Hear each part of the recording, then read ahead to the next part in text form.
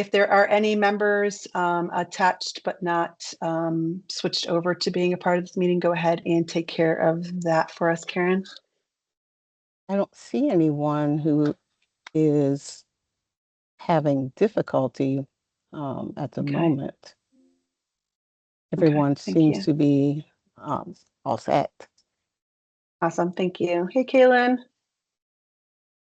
Hi, Jade. Seeing all sorts of familiar names out there. So thank you for attending today. We're going to go ahead. We're going to go ahead and get started. So we'll call the meeting to order at 1:01 p.m. on Monday, February 9th. I'll ask Karen to go ahead and take the roll for us, please. Yes. Kristen Besega. Here. Elsa Batista. Here. Tiffany Cowett. Here. Jennifer Delaney. Here. Sarah Lar Fitzsimons. Not yet.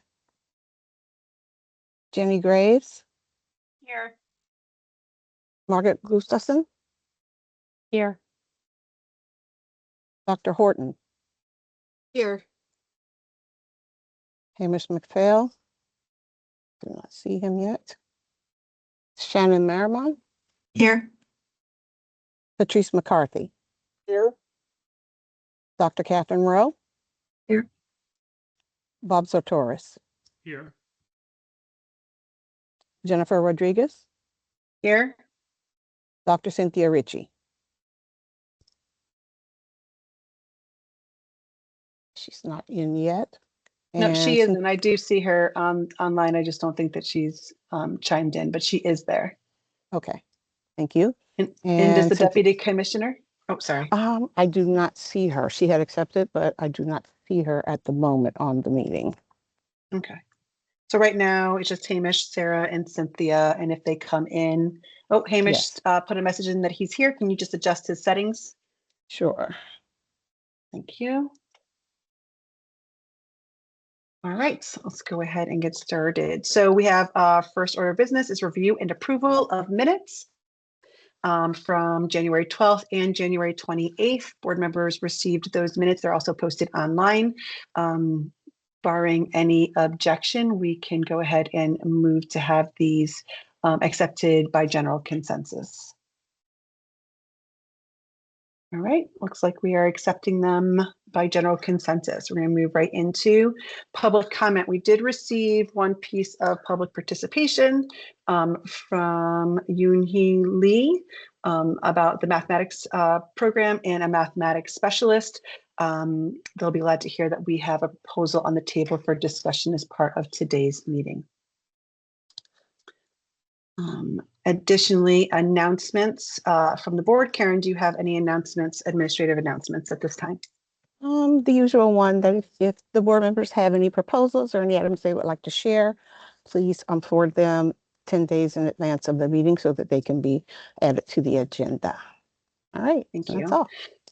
Additionally to that, we met with Karen to kind of figure out how to best support the work moving forward. Any materials that are sent to the board, we ask that they're sent in a .docs format to assist in formatting, because the transition from a PDF to a .docs and everything in between, the formatting gets a little tricky as it transitions from one to the other. The board will continue to receive PDFs, but when you're sending them to Karen, if you can send them in a .docs manner, that would be helpful for the work that needs to move forward there. All right. Now we're going to move into updates from the Ed Committee. As you all know, the session opened on Wednesday. We are hoping that all of our things get in for this session. Anything that gets approved today would then move forward to LPDC and then to them in LPDC in March, and then to the Ed Committee from there. We have an understanding with LPDC that should anything that they get approved, that we could submit it to the Ed Committee on the contingency of understanding that should the SBE not approve it, that they would remove it from their slate. So just want to kind of remind people of that. Additionally, something came up or was brought to my attention that our conversation at the last meeting around Praxis Core, there might be some confusion there. Praxis Core, and correct me if I'm wrong, is specific to admission into the ED program, and the intent was for remediation, but we're hearing that EPPs do not really use it in that way because they receive remediation prior to them even getting in when they're getting their testing done to enter colleges. And the word out there is that maybe that we're getting rid of Praxis itself, which we are not. We had voted on that last year to keep Praxis for minimum content knowledge and the expansion of bridges to support that work. So just wanted to kind of clarify that for the public in case anybody was wondering or confusing Praxis Core with Praxis for minimum content knowledge assessment for certification. So just wanted to clarify that. All right, board business. We are working really hard with Luke and Karen and Dr. Ritchie on our agenda for March, as well as strategic planning for the remainder of the year as we start to think about, even though it's hard to believe that we're in 2026 session, but we're going to start thinking about the 2027 session as well. What our themes are going to be, the things that we want to accomplish over the course of this year going into next year, so that we're well prepared in advance and we can get our slate done by fall for the next session, instead of kind of like trying to piecemeal these things as we've been going along here. So Legislative Policy Development Committee already gave that. CPRL Innovation Cohort, they had a meeting on February 5th, 2026, which I was able to attend. We had several board members and members of the working group for EPP. And as part of that, so Shannon Hamish, Cynthia Ritchie, Mel Horton, Chris Trombley were there. Fran from CAPS was there presenting her legislative priorities for them. Ray from CEA was there doing that. And I presented what we have done so far and what's on the docket for us legislatively there as well. Their focus was actually really in line with the things that we are going to be working on in March, which is around residency and apprenticeships and paid pathways and those kinds of things, which we're going to be hearing about in our March meeting from the talent office and Dr. Tucker, because that was the top item picked, as you saw in the survey results from the board, to have as part of the March meeting. So I think there's a real opportunity for us to work with CAPS, CEA, CABE, CPRL, and our board to find inroads on how to best support that work moving forward jointly. And we've already reached out to see if we can have, in SDE, to have a meeting around that with SDE and CPRL and our board members and that kind of thing. So much to come in December, and looking forward to that meeting in December with all of you. All right, after the innovation, does anyone from the board who was at that meeting want to share anything, their takeaways and hopes from the CPRL meeting? No? I'll share. Okay, go ahead, Dr. Ritchie. Yep, thank you. I was going to say, it's always a fantastic full day gathering of people from all over. In this case, it was all over the country, talking about modernizing systems and pathways and how to come up with really innovative pipelines to get people into the profession, and then not only get them in, but then support them. So I felt really energized. It was great to sit with people from all over and learn together. And I want to thank CPRL for another great day.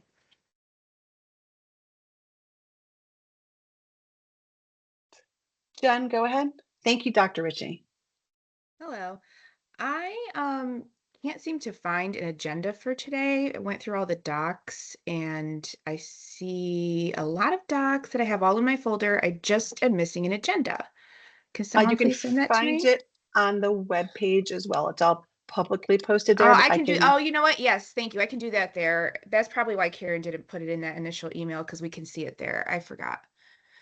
Yes. And then You're good. Can you just explain? Thank you all. Can you just explain to me one more time the meeting that's you all were just talking about?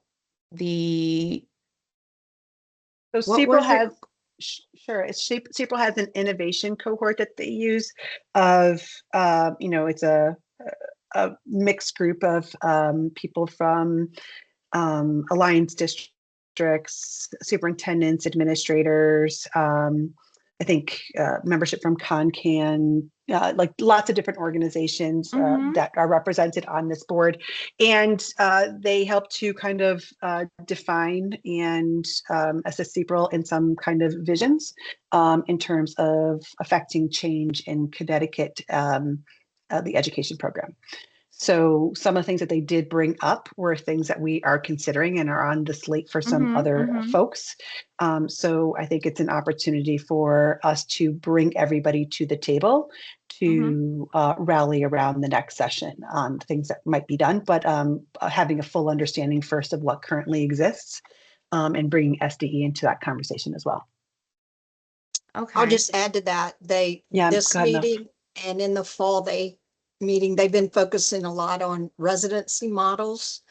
And they had a webinar, I forget when it was, and some people around the state and other states presented on residency models. And we discussed that a lot at this meeting also. And they had a panel of people come from other states who are doing that type of work quite well. So that was what the focus of the last two big meetings have been. Yeah. Thanks, Mel. Is this connected to, there was a training that we were all able to go to, or more of a seminar workshop where Boston and Texas had presented to us about their topics, but I don't think it was in connection with CPRL. I don't think Okay. so. So is this an invite only type of situation, or do they have this publicly listed No, somewhere? it's invitation only.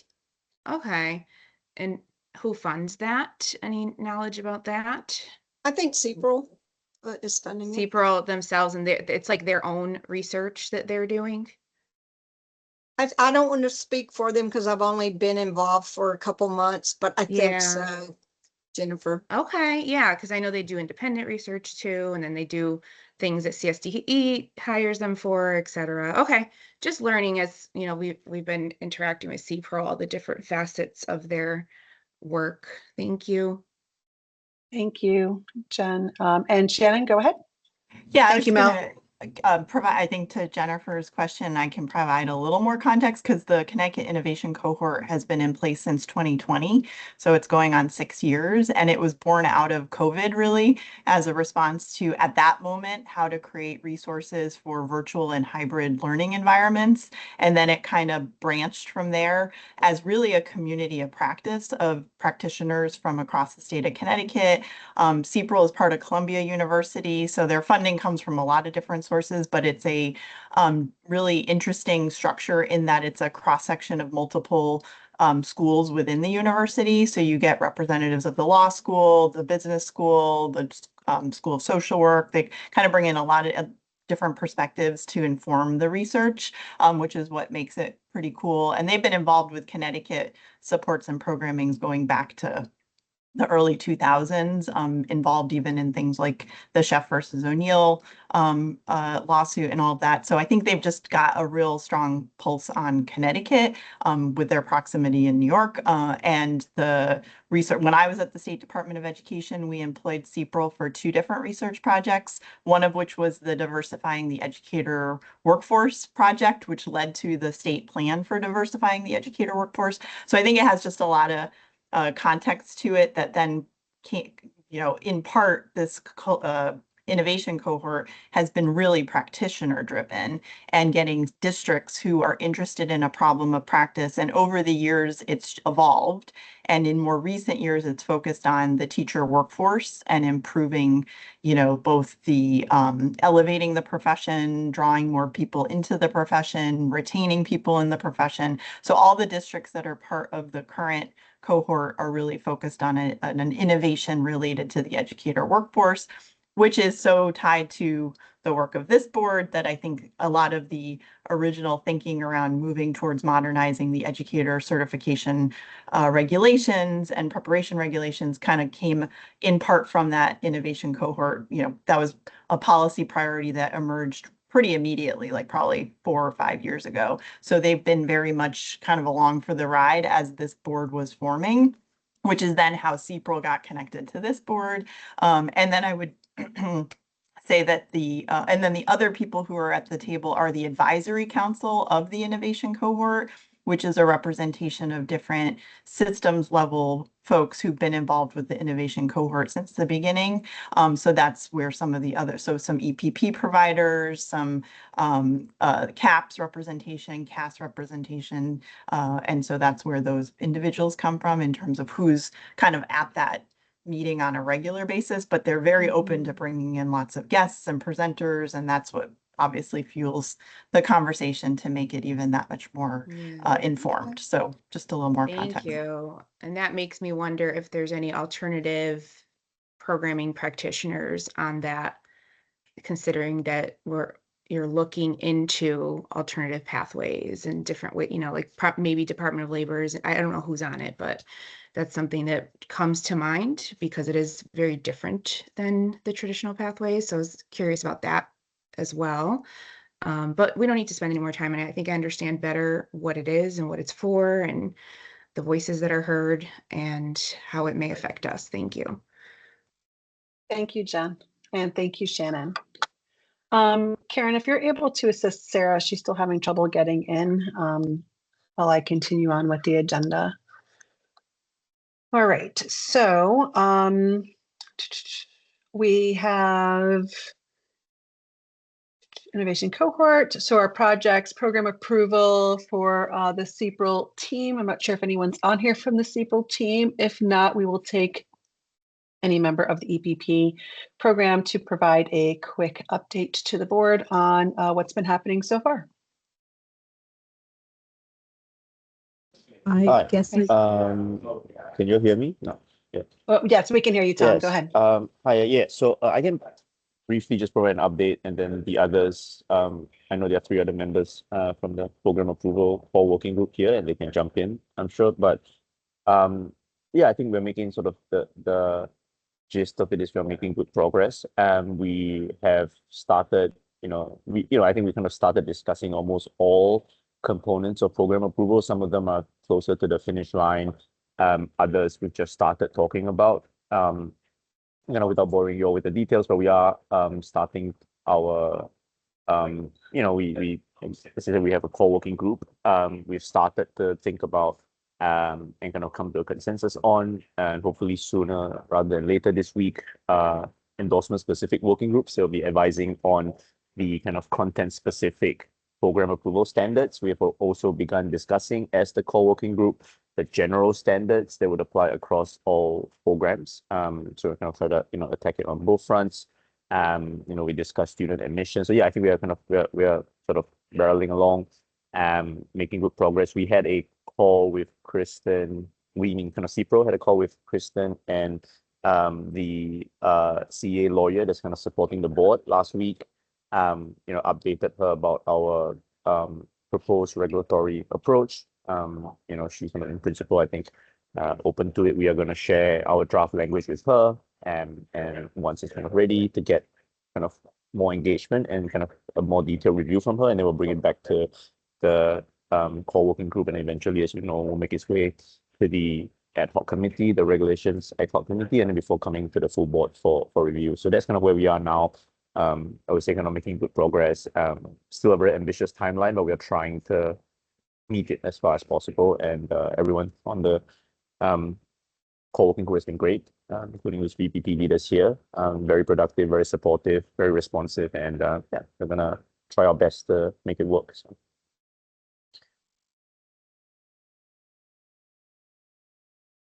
Any questions? Okay.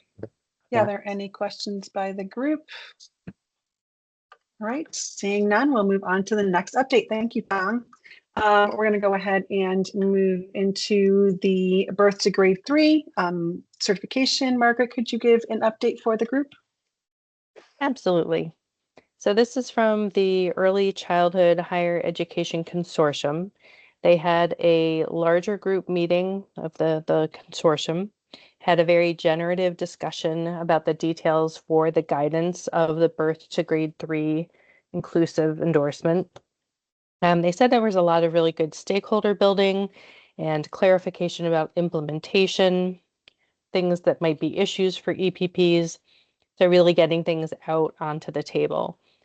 One thing that they noted that was especially positive, I think, is that everybody agreed on the importance of the inclusion of infant and toddler development. And we know that sometimes people look at that and say, well, I'll never work with infants and toddlers, so why would I have that? And this is really important in terms of the developmentally appropriate nature of this endorsement and it being inclusive.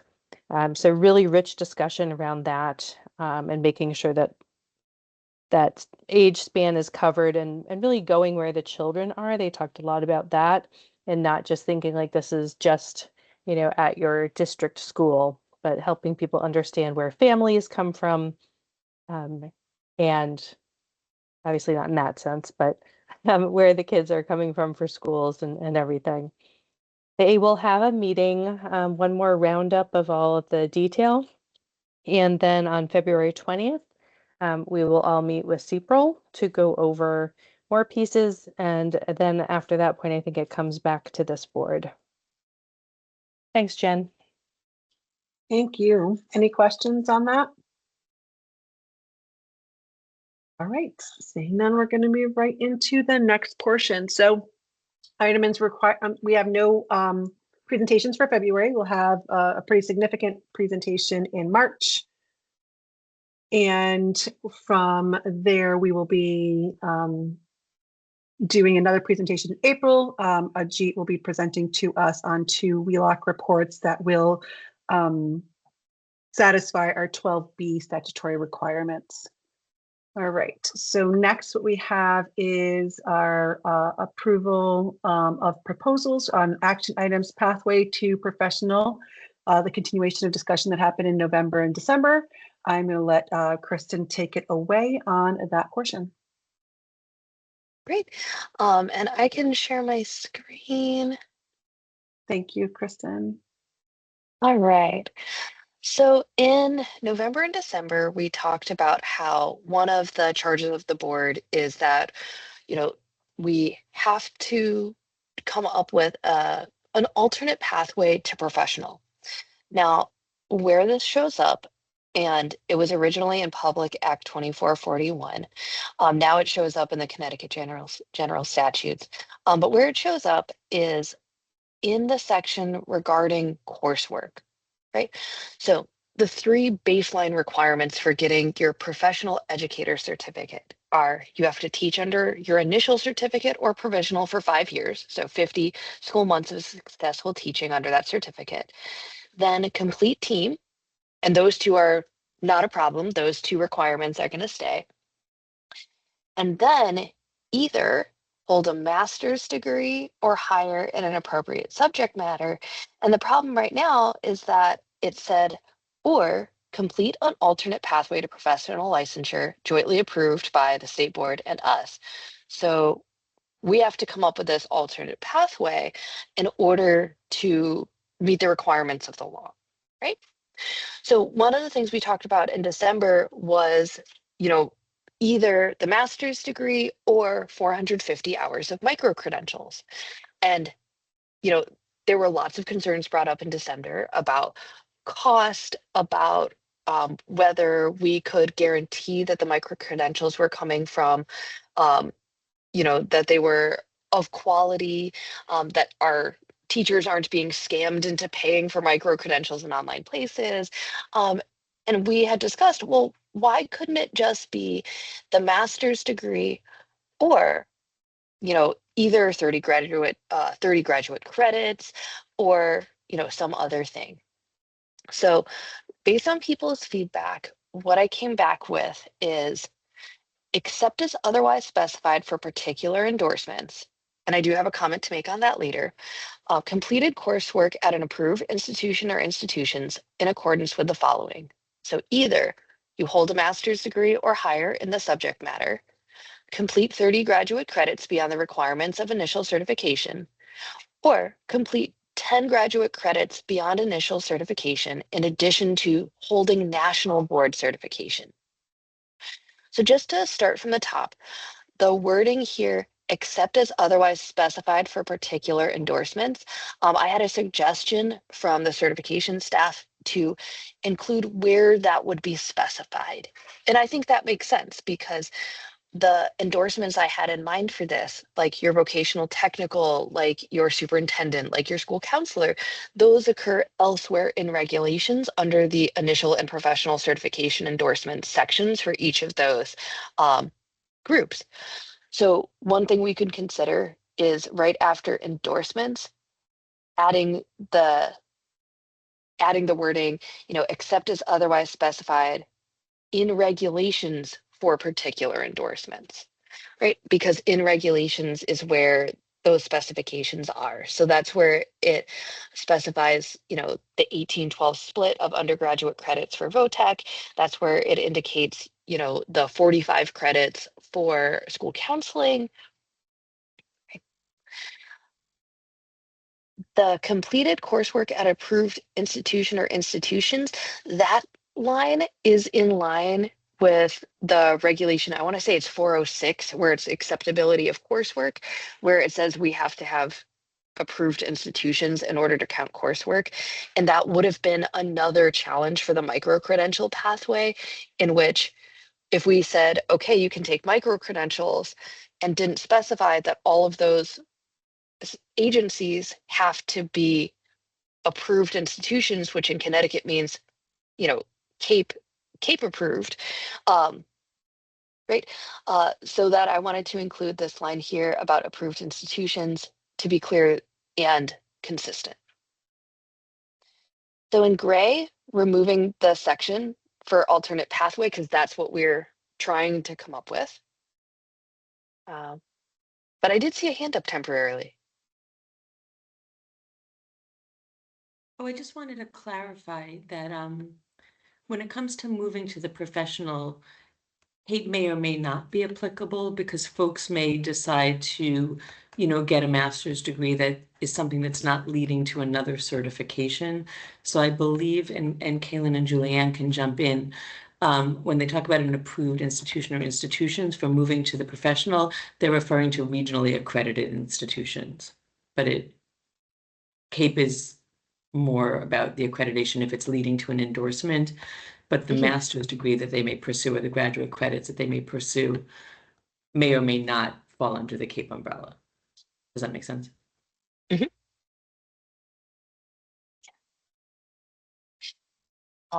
So for item 2, I think item 2 warrants a good amount of discussion. So we had, when we were talking in December, there was the suggestion, well, could we do 30 graduate credits or bring it back to 30 graduate or undergraduate credits?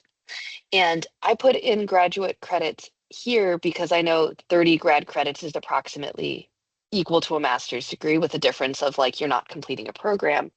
But certification staff brought up that the reason we might want to consider switching it to 30 graduate or undergraduate credits is if you have someone that's cross-certifying into a different field, those might not be graduate credits they're getting. If you're cross-certifying in lead, for instance, you're doing your 18 credits, well, those might be undergraduate credits depending on like your institution. So, a thing we could consider as an amendment is that it would be completing 30 undergraduate or graduate credits beyond the requirement of initial certification. So that's a thing that we should probably discuss and talk about. And the last pathway that was also brought up in micro-credentials, in the micro-credentials discussion, but I think we spent a lot of time talking about the micro-credentials aspect of it, is that considering national board certification as one pathway towards becoming getting your professional educator certificate. So some questions people had around this one were, why 10 graduate credits? And the way that I was coming up with this number is that the national board certification takes between 200 and 400 hours to complete, depending on, the rigor that someone's doing and the type of their content area. They might take a longer or shorter time to do their various portfolios. So I was taking 300 hours as an average. Then the equivalent number of graduate credit hours is 450 hours. And then I was taking that, okay, well, if it's 450 hours divided by 15 to get my 10 graduate credits number, but I'm not wedded to 10. We could consider 9 because that's a number divisible by 3, which is an increment that many EPPs use for graduate credits. We could consider 12 because, there are some small programs like certificates that are 12 graduate credits. But some good things about national board certification is there's about 150,000 teachers nationwide with the national board certification. The process is pretty lengthy, similar to going back to graduate school, where you have to do a content knowledge assessment. It's a computer-based assessment. But then you have a series of portfolios. You have a portfolio with student work samples about differentiation. You have a teaching and learning environment component, which is like a video and written response. And then you have to show that you're an effective and reflective practitioner. And that involves like putting together a series of portfolios. And you can imagine that, this is done by individual teacher. This is going to take a pretty significant amount of time. And other states do really highly support national board certification. So a lot of our members who come in from other states may already have this as one of the things that they chose to pursue as their pathway towards professional. I know California is expanding national board certification a lot. They just put forward, I think it's like $30 million to help teachers go towards national board certification in as a way to increase professional development. So I'll stop right there. I think I've said enough. That's where I was thinking so far as Pathways to Professional, and we'll let other people talk.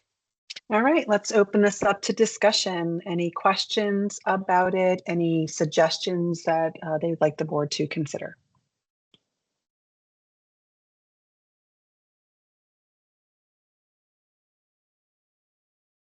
Hamish, go ahead.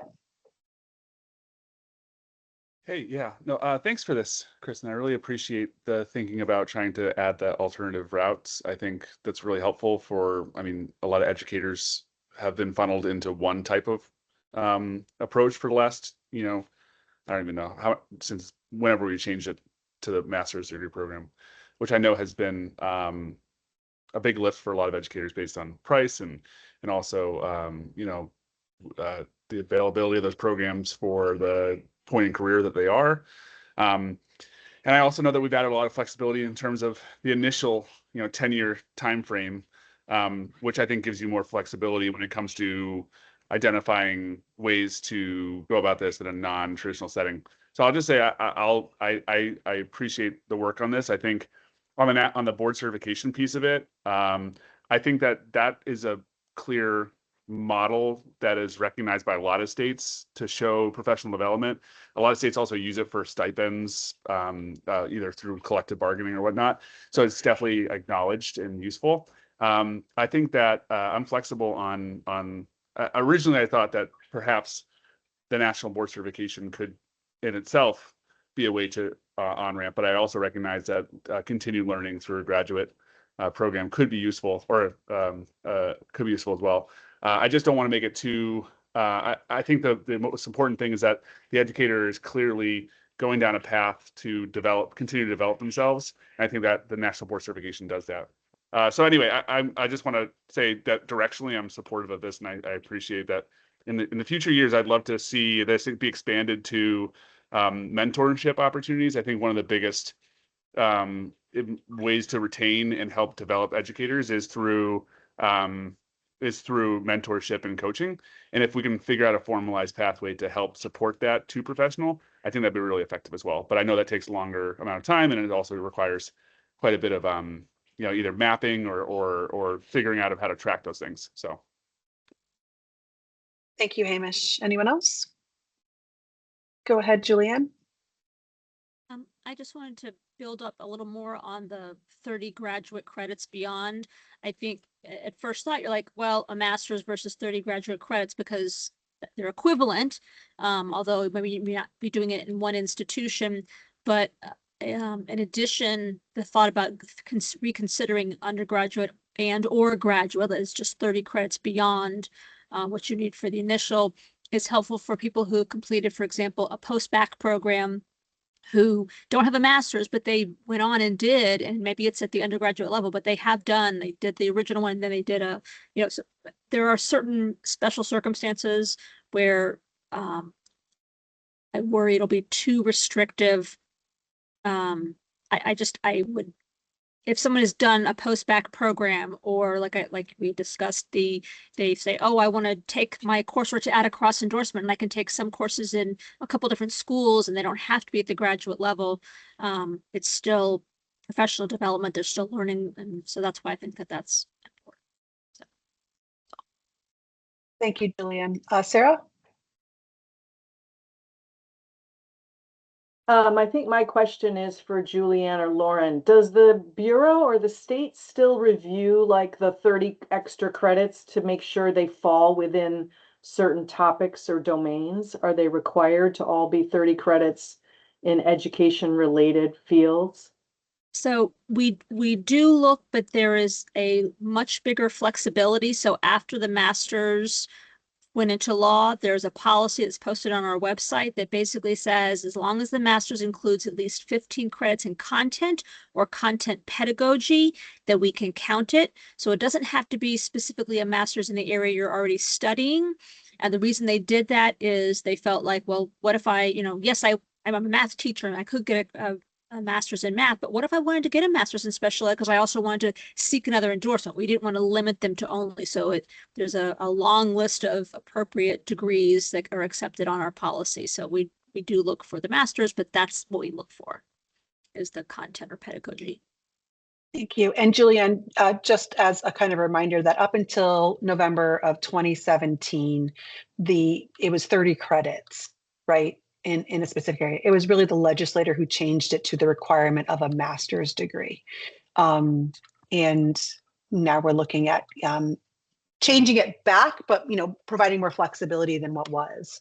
Right. And some people may say, I want a master's because I'm going to get a bigger salary bump, and that's their choice. But I would hate to see someone held back because they did 30 credits in another area, and it's not at the graduate level. It's still beyond the requirements. It's still showing growth and learning.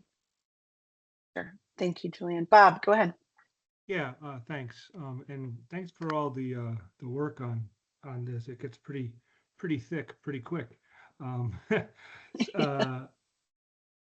So far as the 30 credits that allow one to, apply for, be eligible for the professional, in the technical high school system, our trade teachers, our career tech ed teachers, they're required to do 30 credits after they're hired, and they don't need to be graduate. They can be undergraduate, and I wouldn't want our folks to be boxed out of the opportunity to have the professional. I think what we're talking about covers that, but I didn't want to remain silent on that piece.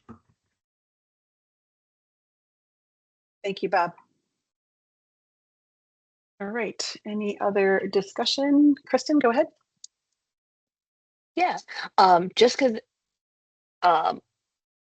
cost was brought up earlier, just to be clear, National Board Certification does have a cost. It's about $1,900 total. However, if we're looking at the cost for National Board Certification plus 10 credits, as opposed to 30 graduate credits, depending on the institution, those probably work out similarly. So there is, I just want to be clear that there is a cost to National Board Certification. And then someone had mentioned that some states and some districts do have compensation that encourages national board certification. I know that my district does. We have compensation that's $500 stipend when you get your national board certification. So there are some districts that in their collective bargaining recognize national board certification. But I wanted to bring up the cost because there is a cost, and I don't want it to be like, oh, it's a great way to save money. It will save some money, most likely, but it won't be free. I think another good thing about national board certification is that it's really teacher paced. It's something that I looked into and didn't have time for, but it is really teacher paced. So it's as you're making your portfolio, you can schedule your content test whenever you're ready. You can take a long time with it or a short time with it. So I think it's a good flexible option. Thank you. My district also offers a stipend if you hold national board certification. And I think the renewal is every 5 years, but I'm not sure that we would be worried about the renewal. I think it's as long as they hold it when they apply for professionals, really what we're looking at that point, because they've done the work leading into it. All right, any other discussion? All right. Okay, so I just want to get like some. Mel's got a hand up. Hold up. Mel's got a hand up. Go ahead, Mel.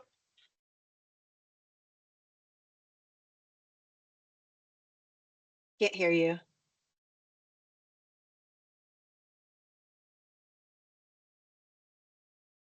Mel, we can't hear you. You're muted. Sorry about that.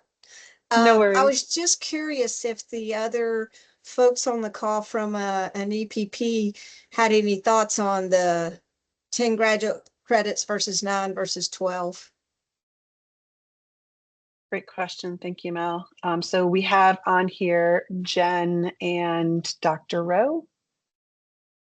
Any thoughts on that, Dr. Rowe or Jen Delaney?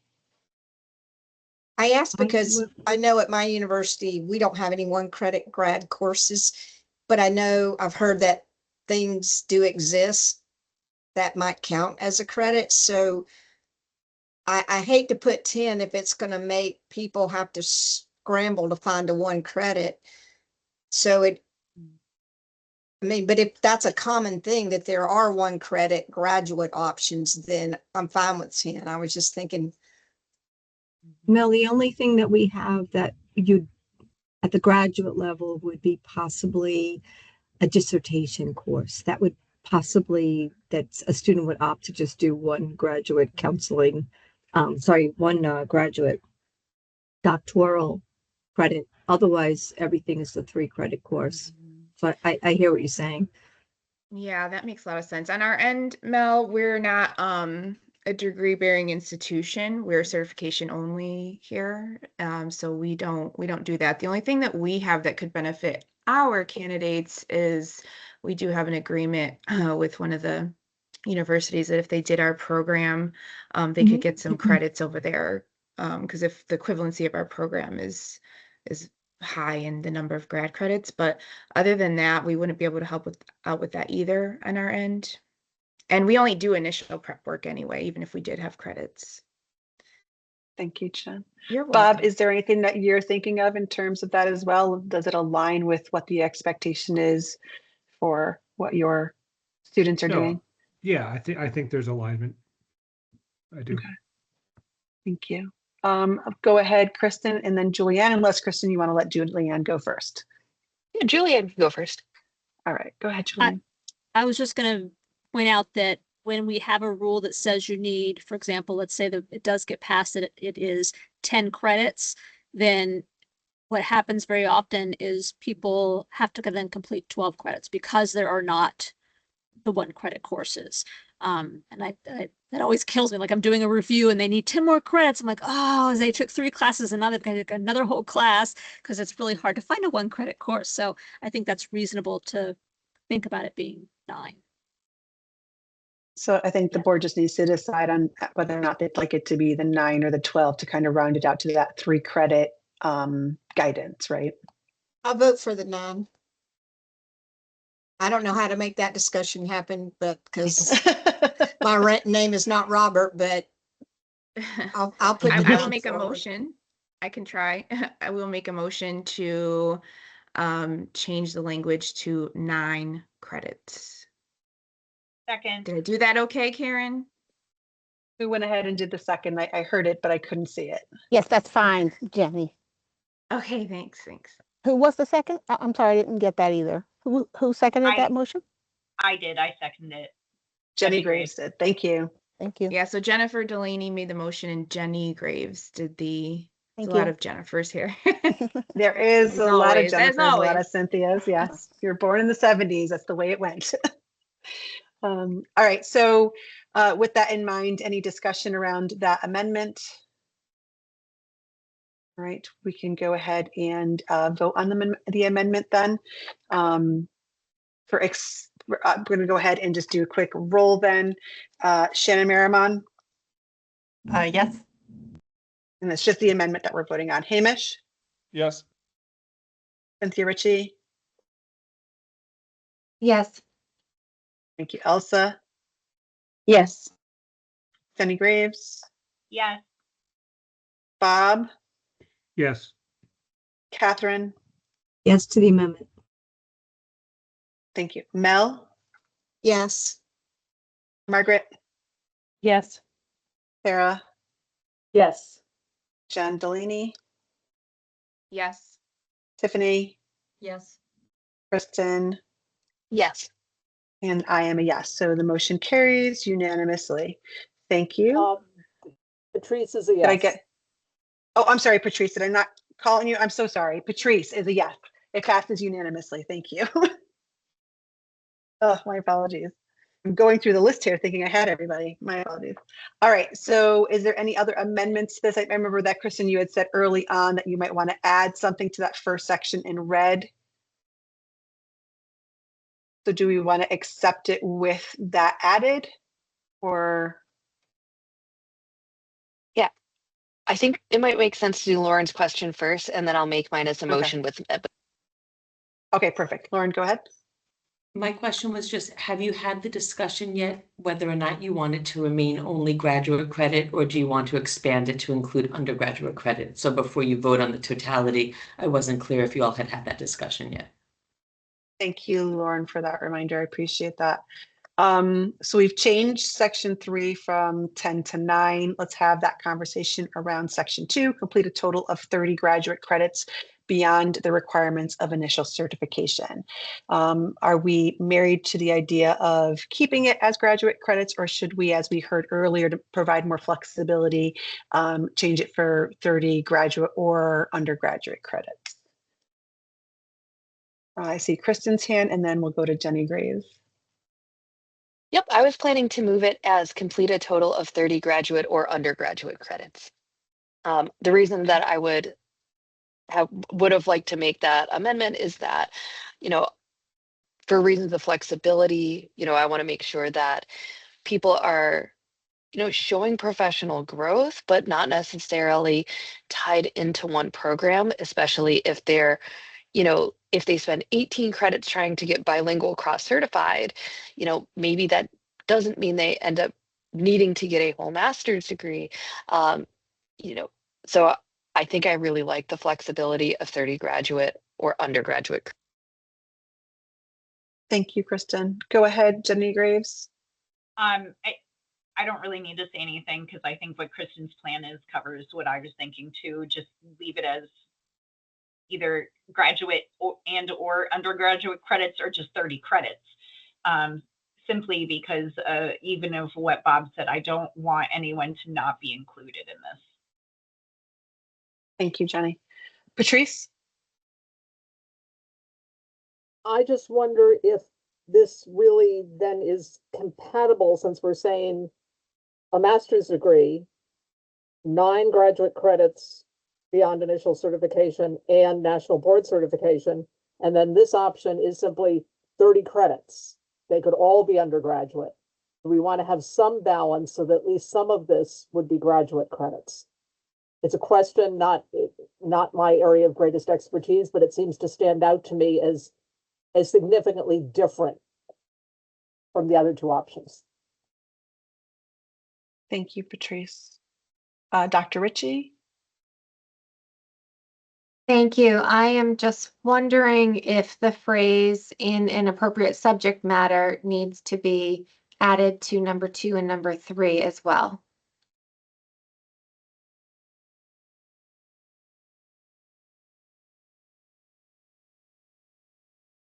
All right, thank you.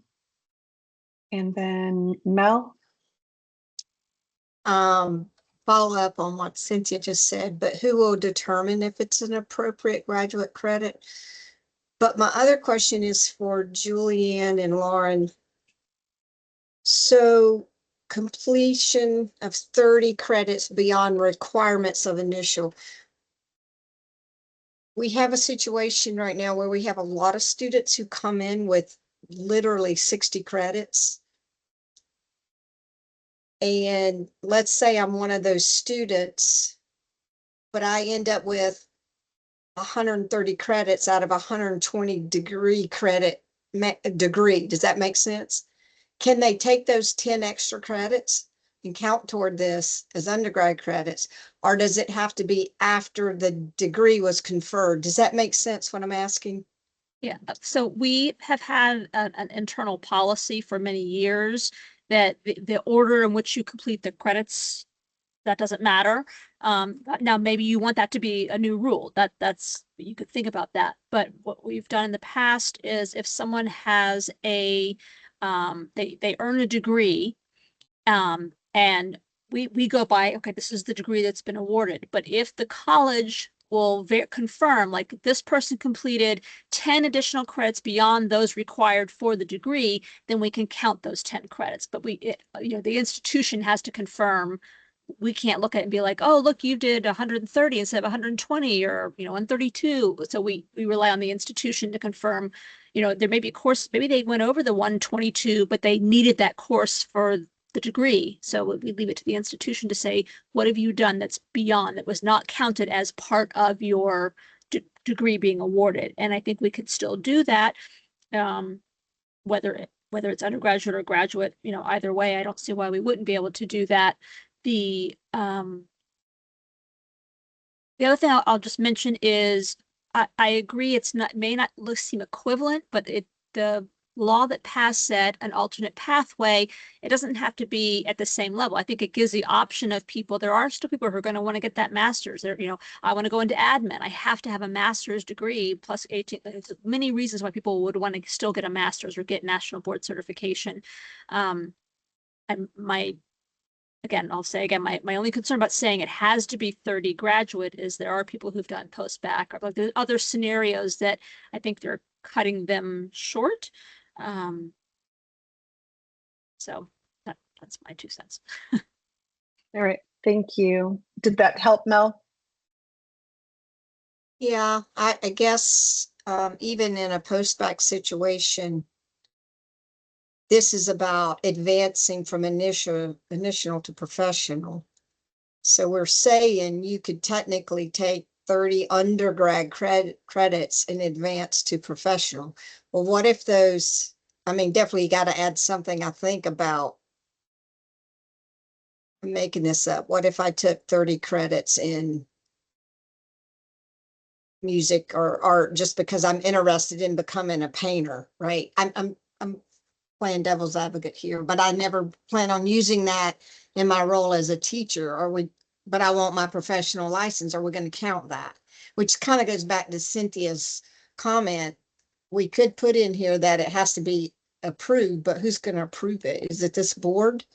Well, the policy, we already have a policy that was adopted by a state board that's been posted that says it determines what do you mean by appropriate. By appropriate, we mean it has to be in a content area or content pedagogy. So that's okay. Where we look for. Okay, gotcha. Thank you. Lauren, go ahead. And then Dr. Riff. This is just a clarifying question. So it says complete a total of 30, let's say it's undergraduate or graduate, beyond the requirements of initial certification. I just want to make sure I understand. Many of our educators are now getting certified at the graduate level. So they're having a bachelor's degree and then they're pursuing, let's say, a Master of Arts in Teaching or a master's degree in education and are obtaining their initial certification concurrent to a master's degree.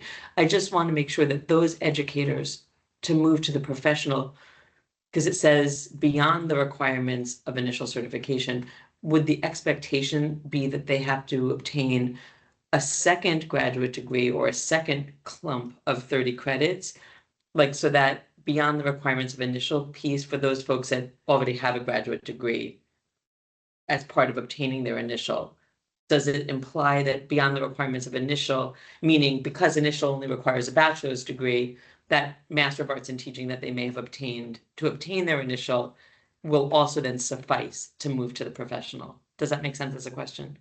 I just Yes, it want to make sure that does. we're not setting a bar that if somebody gets their initial with a master's degree, that they don't now have this additional master's that they have to get, when somebody who got certified as an undergrad may not have to. Understood. Thank you. Yeah. Dr. Rowe, and And then Kristen, or Kristen, do you want to oh, can I answer that respond part to of that? it? Yeah. Yeah. Yes. So the intention is to have it, let's say for most certifications, the requirements for initial are a bachelor's degree, with student teaching and course, right, and completing the EPP. But for some particular endorsements, they have to get a master's as their initial cert. So like your school counseling, they need to have a master's to get initially certified, right?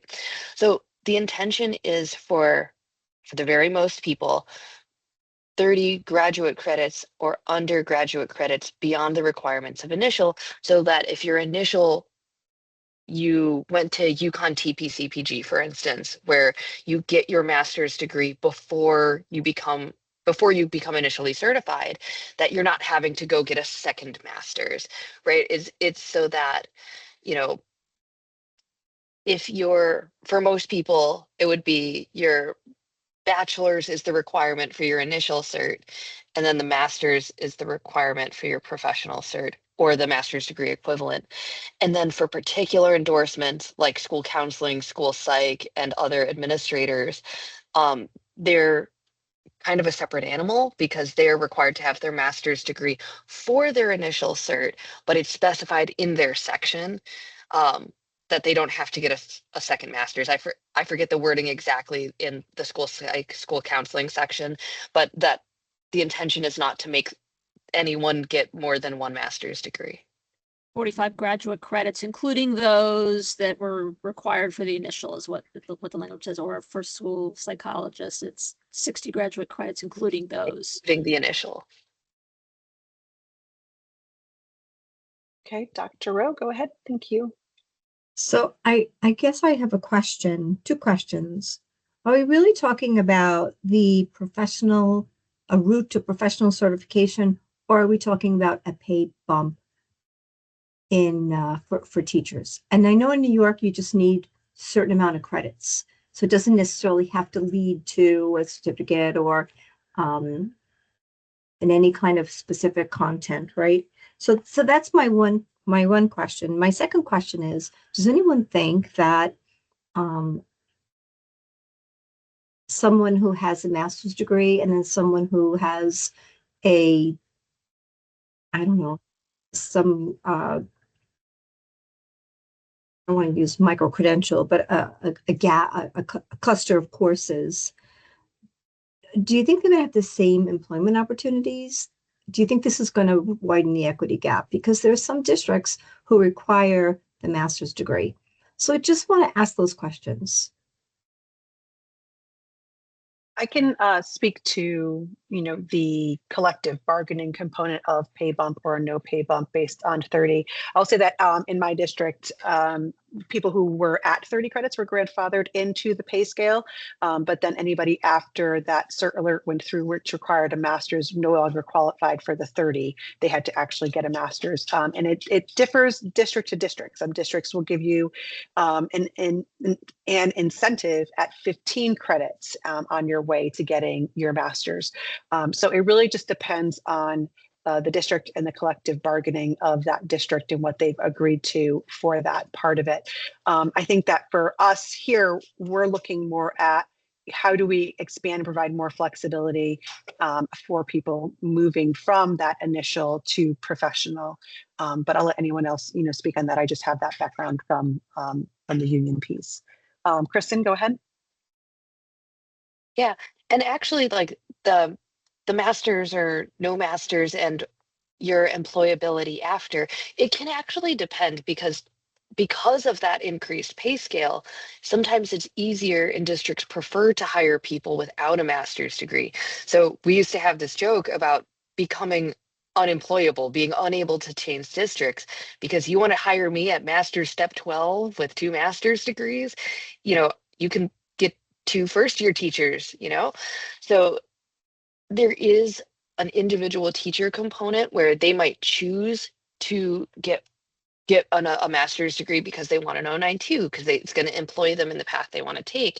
But on the other hand, if you have a 2 master's degrees, that can actually make it hard to get a job because districts would have to spend more money to hire you. So it does happen the other way. But really for us, I think the most important thing is like we're trying to set the standard of what it means to get our professional educator certificate, and your incentives differ district to district, and the pros and cons are kind of like the market. They changes all the time.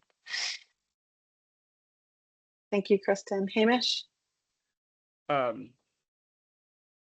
O, thanks for that question, because I think it brings up like a larger point of like, in my mind, aligning both would be the best case scenario, which is aligning 3 things, one of which is using research-based ideas and practices that improve teacher effectiveness over a long period of time. And that are some of the ways that we measure how to get to a professional licensure.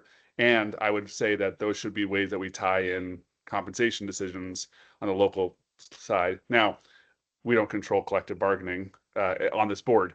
So how do we come at this from like a perspective of like improvement? I think that we do the first 2 pieces of that stool, and we ensure that we have flexible but high quality and rigorous pathways to the professional licensure. And if collective bargaining agreements move in that direction to better align those things, then I think that would be a win as well. So I'll just say, like, I think that it would be great if they all worked in concert with one another. And I hold that dear as we make the decision, because I don't want to forget that, teacher development and professional learning is over the course of a career is really what impacts one's ability to remain in the profession, feel like they're making a big impact, and have measurable and better outcomes for kids. So Thank you, Hamish. And then Julianne? I just had one more thing, a piece to throw out to think about is legislation, again, may change. It frequently does, but right now it says if you have your certificate and you serve for all 10 years and you haven't completed the requirements to advance, so let's say it stays at graduate credits, then you can get a 1-year extension up to 3 times. Now, that may change. I don't know, but my other thought is what happens if someone's like, I just can't afford 30 graduate credits. And so do they serve for the 10 years and maybe get the extension, and at the end, then they have no ability to maintain their certificate after that because they didn't take graduate credits? So, just another thing to think about, why undergraduate might be also acceptable. Thank you, Julianne. Hamish, is your hand still up from earlier, or is there something more you want to say? Okay, thank you. All right.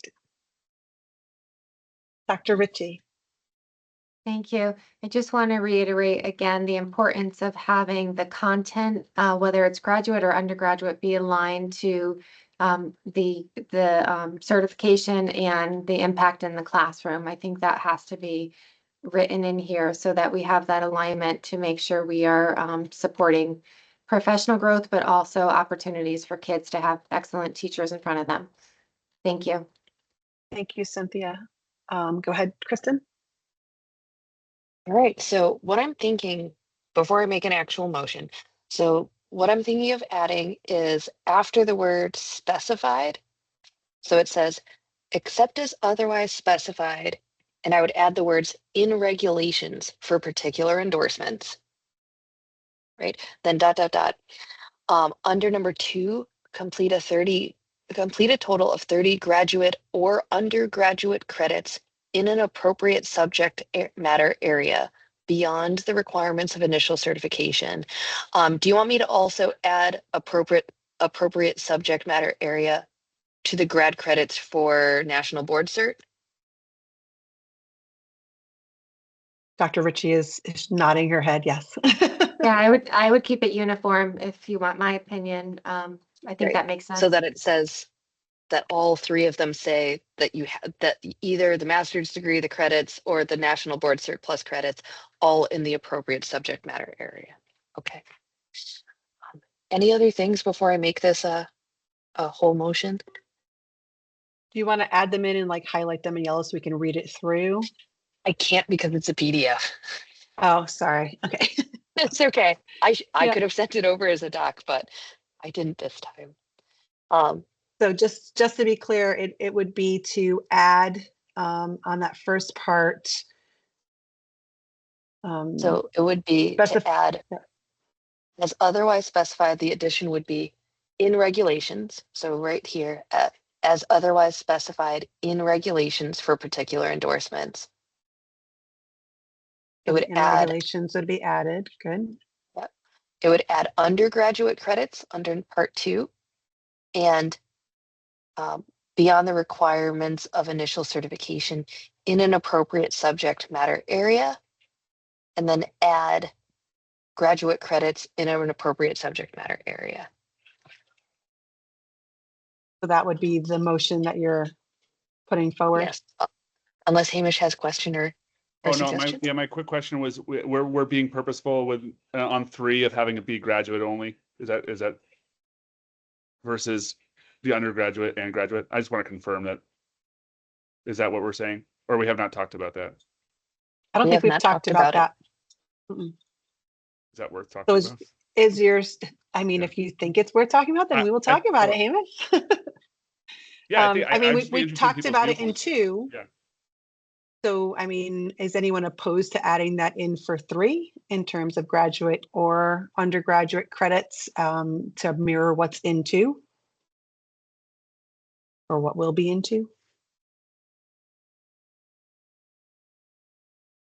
I have a question about this. So yes, I do. And I understand we're providing more flexibility, but how is, and I don't know the rationale of why anybody with a master's degree, I'm sure that there's cases, but if this is beyond, if the language is beyond, it says 30 graduate credits beyond, what would we say undergraduate? Where would we get undergraduate when we're thinking about professional and moving forward? I guess I'm unclear about that. So is the general Catherine? consensus that we keep it at graduate level for that national board certification because they're already at that initial certification and pursuing the national board certification, which requires higher level product or a Well, different product? Couldn't we argue that I'm doing my national board, or I just got it, now I want to be a bilingual teacher and, or some other content area and I need 9 to 12 undergrad credits just to get ready? I mean, isn't the same argument? I don't know. Julianne, what do you think? I would like to know more about what the requirements are for national board certification. I mean, it seems more fitting to me that the national board certification would align with having, the graduate credits. But without knowing enough about what national board, like I know years ago, national board certification automatically made someone, if they had national board certification, they came in, they immediately got a provisional certificate. And then that was taken away after time. So I don't feel strongly one way or another about the graduate. I mean, and I think as far as the option 2, I think it might be easier just to say 30 credits beyond. They don't have to undergraduate or graduate, because if it just says credits, and we know that means, unless it specifies graduate, we know that that's not the requirement. So you can make it easier with that. Does anyone know what the requirements are for national board certification exactly? I am looking them up as we speak. Yeah, so it's passing a content knowledge assessment, your differentiation portfolio with work samples, and I think the time frame for that portfolio, six months. The teaching and learning environment, it's like a video with a written component. And then your effective and reflective practitioner, that's like a portfolio of both your work and student work. But I'd have So to. no college coursework. They don't have to complete any more college coursework to get national. Yeah. See, then Correct. maybe then I kind of feel like we have enough flexibility in item number 2 to be 30 undergraduate or graduate, that because there's no coursework for national board, maybe it should stay at 10. Just don't feel strongly. That's just a thought.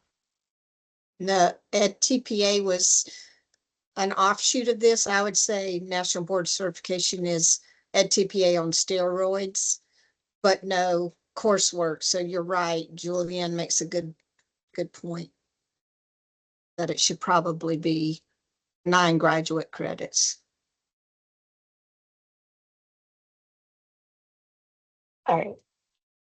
So it sounds like leaving 9 graduate credits for national board certification, but changing it to 30 credits in an appropriate subject matter beyond the requirements of initial.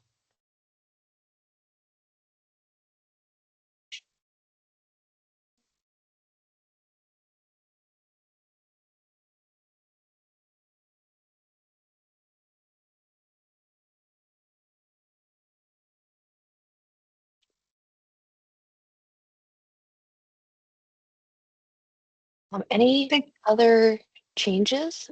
I see Shannon's hand. Go ahead, Shannon.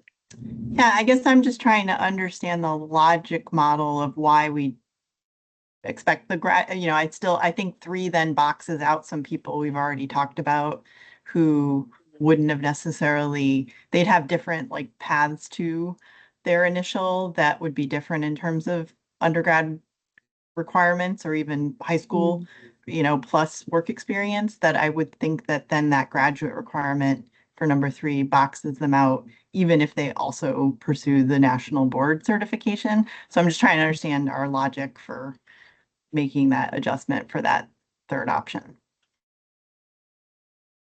I think because we're not including other life experience in number 2. But you could.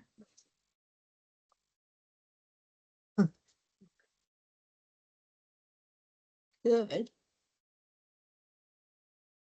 Yeah, I think what Sharon's pointing out is like for vocational technical, even when they get their professional cert, they only need to get 30 undergraduate credits. And they would not be able to take the national board certification pathway if we left it as graduate credits.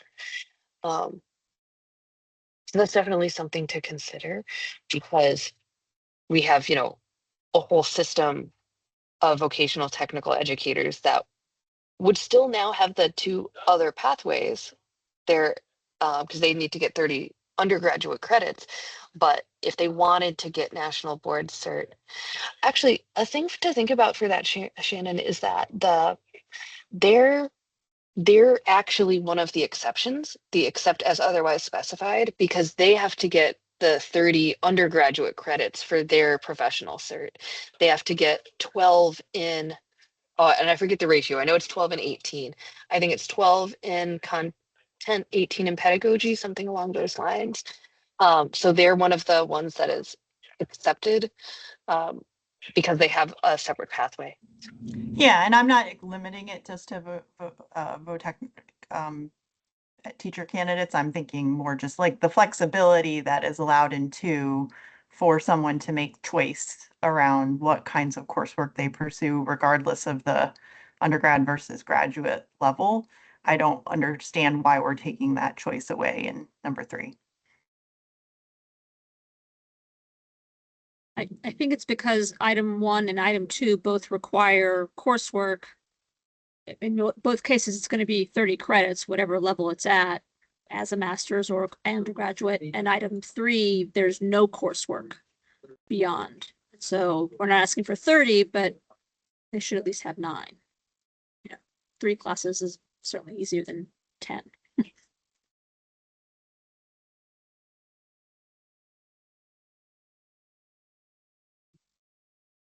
Yeah. Oh, sorry. I didn't raise my hand. Go ahead, Hamish. Yep. Trying to be a good student. No, I would support changing it. Just entertaining a motion to change it to credits on 3, 9 credits rather than graduate credits. Just to keep it consistent. That'd be my preference. All right, so there is a motion currently on the floor to change number 3 from complete a total of 9 graduate credits to removing graduate and keeping it as complete a total of 9 credits. Correct, Hamish? Yeah, to align the language essentially with but in an appropriate subject matter beyond initial certification, and assuming it's with a approved institution, which it states before too. Yes. Okay. Is there a second on that? Second. Shannon has seconded. There's been discussion around it, so we will. Is there any other question around this or discussion? Point of order, Madam Chair. Can you please articulate that motion again? Can you repeat that motion in its Sure. entirety? Hamish made a motion to adjust section 3 from complete a total of 9 graduate credits to removing the word graduate and making it complete a total of 9 credits in an appropriate subject matter area beyond initial certification, in addition to holding national board certification. And then we got a second from Shannon. I see a hand raised. Hamish, did you want to speak again, or am I moving to Mel? Okay, Mel, go ahead. You're mute.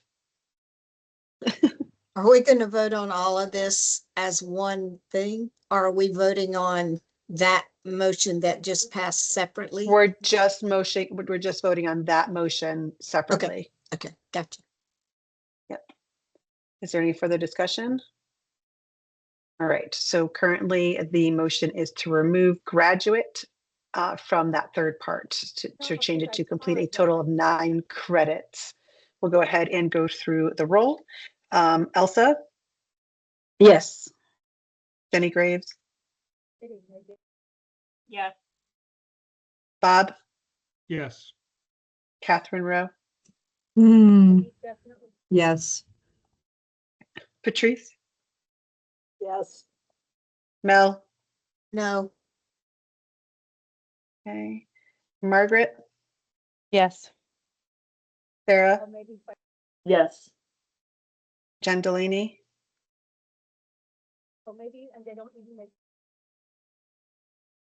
Jen? Okay.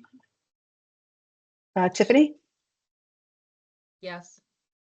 Kristen? Yes. I am a yes. Shannon? Yes. Hamish? Yes. And Dr. Ritchie? Yes. Okay, so Jen Delaney did not vote. Mel was a no, the rest were yeses. And the motion carries. So that would change removing the word graduate from the third portion there. Jen, All I'm right. sorry. I had a sorry. quick little issue. Sorry, I had a little issue with my mic. I voted yes, but you couldn't hear Okay. me. Thank you. No worries. Thank you for clarifying that for us. We appreciate it. So Thank that you. was a yes for Jen Delaney and the motion carries. All right, so Kristen, the rest of it, unless Hamish, you got something you want to say? Looks like your hand is raised. Oh, sorry. All right, All so right, since Kristen. we've already made the amendments on the screen, this is the text that would move forward.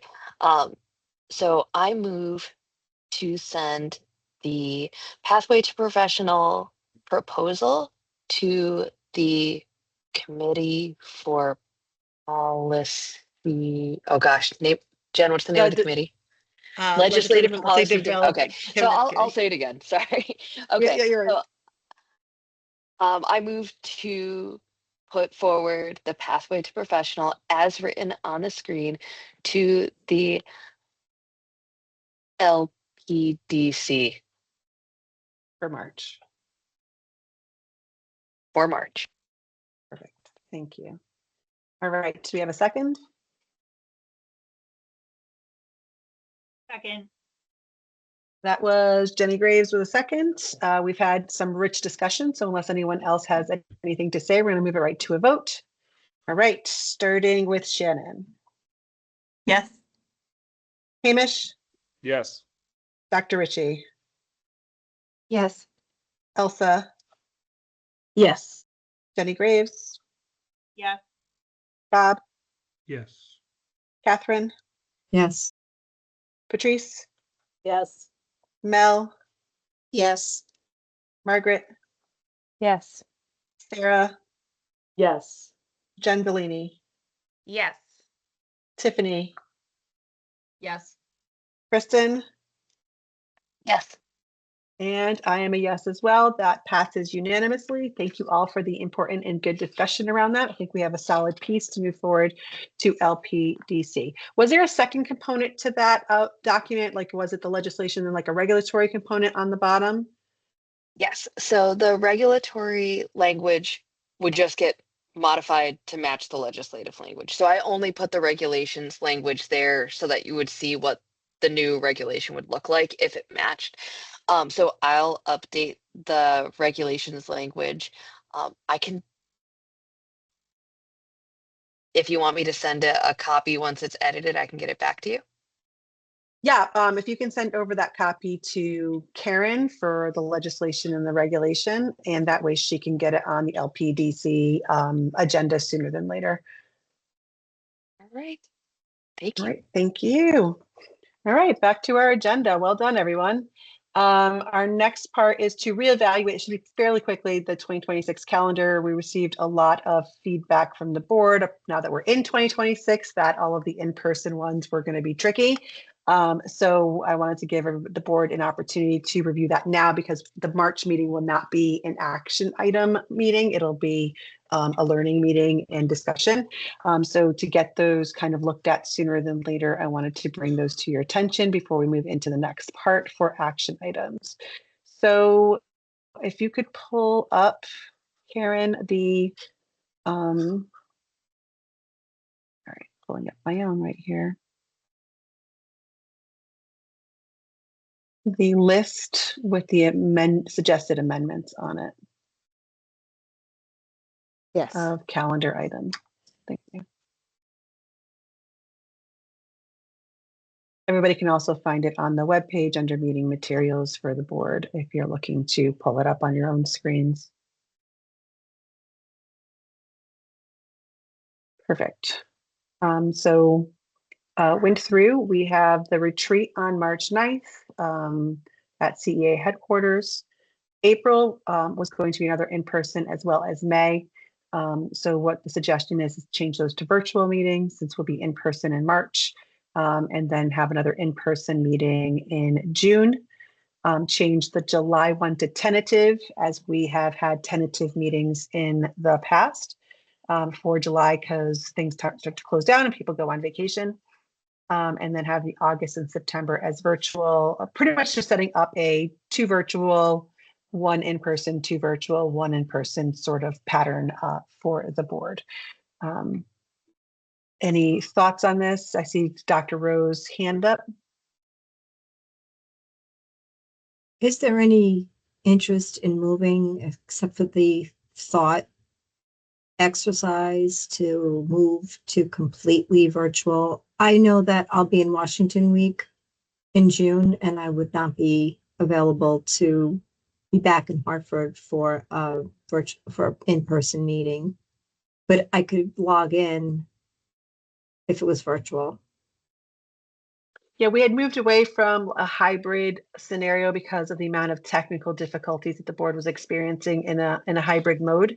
And so the board had voted to either go virtual or in person. And many people on the board felt that at least having a quarterly or every so often in-person meeting really helped with the discussion and being in person and in the same space together, as opposed to being online. So that's kind of what the feedback was that we were receiving. I understand what you were stating as well. Does anyone else have any perspective on or preference based on what they're seeing there? Go ahead, Patrice. I do think it's very important that we meet periodically in person. I think much is lost in a virtual format for a 3-hour meeting. And since we now all have the opportunity to provide an alternate, that ensures that the voices of all the various groups can be represented. Thank you, Patrice. Anyone else? All right, I would cater a motion to accept the updated agenda, which would allow for quarterly in-person, but 2 virtual meetings for each quarter pretty much, or every 3rd meeting for the remainder of this year. So moved, Do I have Patrice. Thank you, Patrice. Thank you for saying your name at the end. I appreciate that.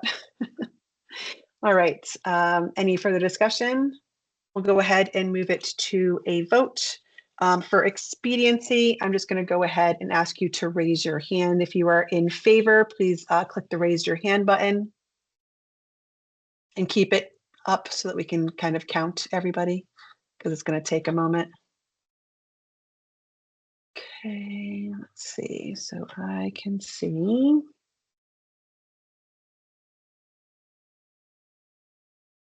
All right. So 1, 2, 3. We have 13 plus myself is 14 in favor. Are there any opposed? Everyone unselect?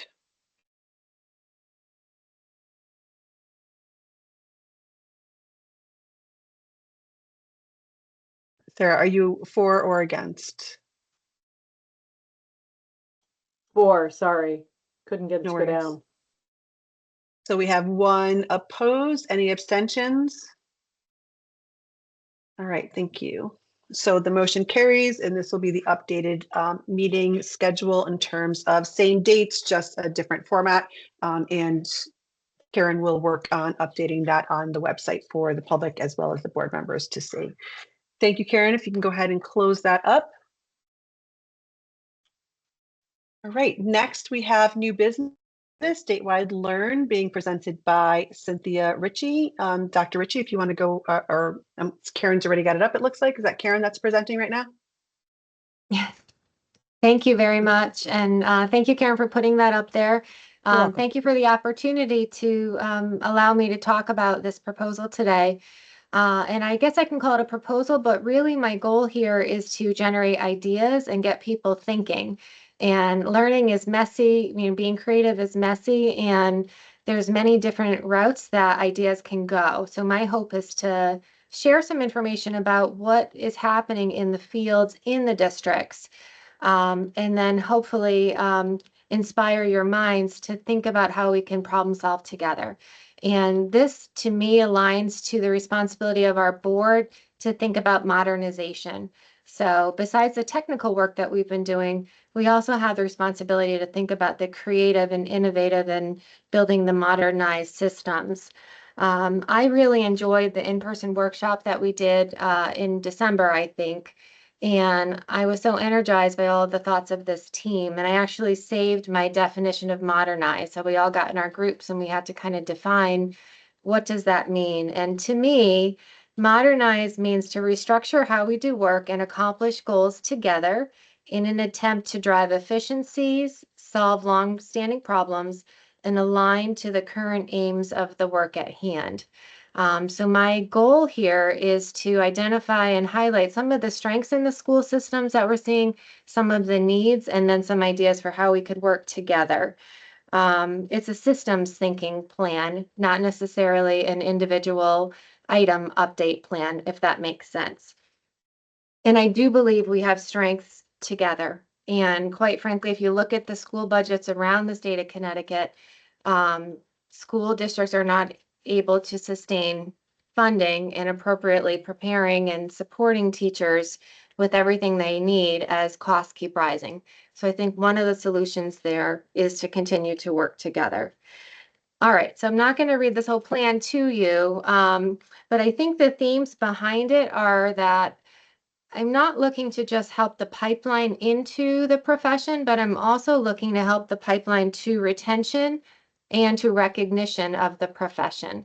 And this aligns very much with CAPS's aim of, and I think CEA's as well, I think everyone, to uplift the profession, right? To professionalize teachers, to give people more voice and choice and ownership, and to really promote that learning never ends. Our students here are amazing, and they are asking for courses that I wouldn't even know how to teach. So for example, they want a course on cybersecurity, right? Very much aligned to the needs of the world in the future. But our current teachers, even though they're certified or maybe interested in the topic, also need support. So that's just one example where we need to continue to open our mind and our thinking about how do we build programs where people can continue to become modern and up to date and meet the needs of the current systems. So anyway, that's a little bit about the beginning. The rationale and the personalized background. So I come from a family of educators, love the profession, and have 4 children that all took different paths into different careers. And I'd say the hardest career to enter was education, not necessarily for my daughter, but definitely for others that may not have had someone in education before, or the background support for the cost of education, plus the master's program, which we've been talking about a lot. And specifically, my daughter went to UConn, and I remember one of her friends was in a very challenging situation where you don't get housing when you're in the master's year, and you're still paying for college, and you have to drive to student teaching and not get paid. And that person had to decide between where am I going to live in my car, or am I going to get to my internship? And it just crushed me thinking about that and experiencing that. So I share that extreme example because it is out there. People want to do the program, they want to become educators, but there are roadblocks such as the financial hardship of not getting paid for an internship. Where on the flip side, the other professions my children entered, they were paid for their internships. So that is one example, and I do have that embedded here of something that I'm aiming to fix.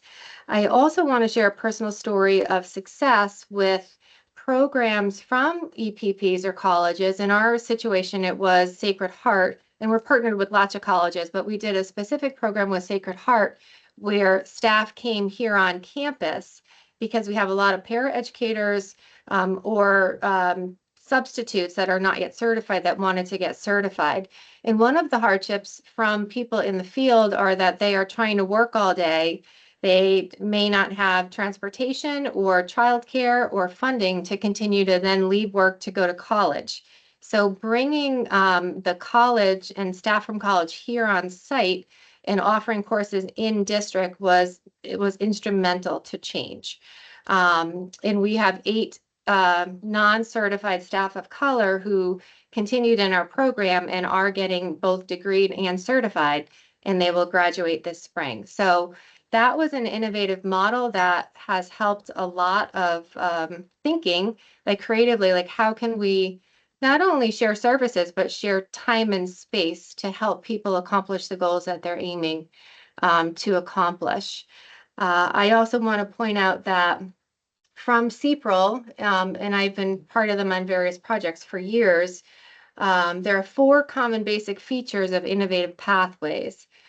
Partnerships and shared ownership between EPPs and LEAs, field work aligned with coursework that puts theory into practice, mentorship, and compensation, as I've talked about during preparation. So if you flip to the next part, Karen, if you don't mind, I tried to take those elements and what I'm hearing and seeing here to figure out how do you kind of mix it together to make a proposal. And I tied it to Unite in Excellence because I see so many pockets of excellence, but quite frankly, it's very hard for a non-certified teacher to find the right pathway because there's so much information in various places pretty much on all of our websites. I'd say colleges, State Department, and even within HR departments of school districts. So we have over, let's see, we have 52 long-term subs employed in our district this year, including long-term subs and DSEP teachers.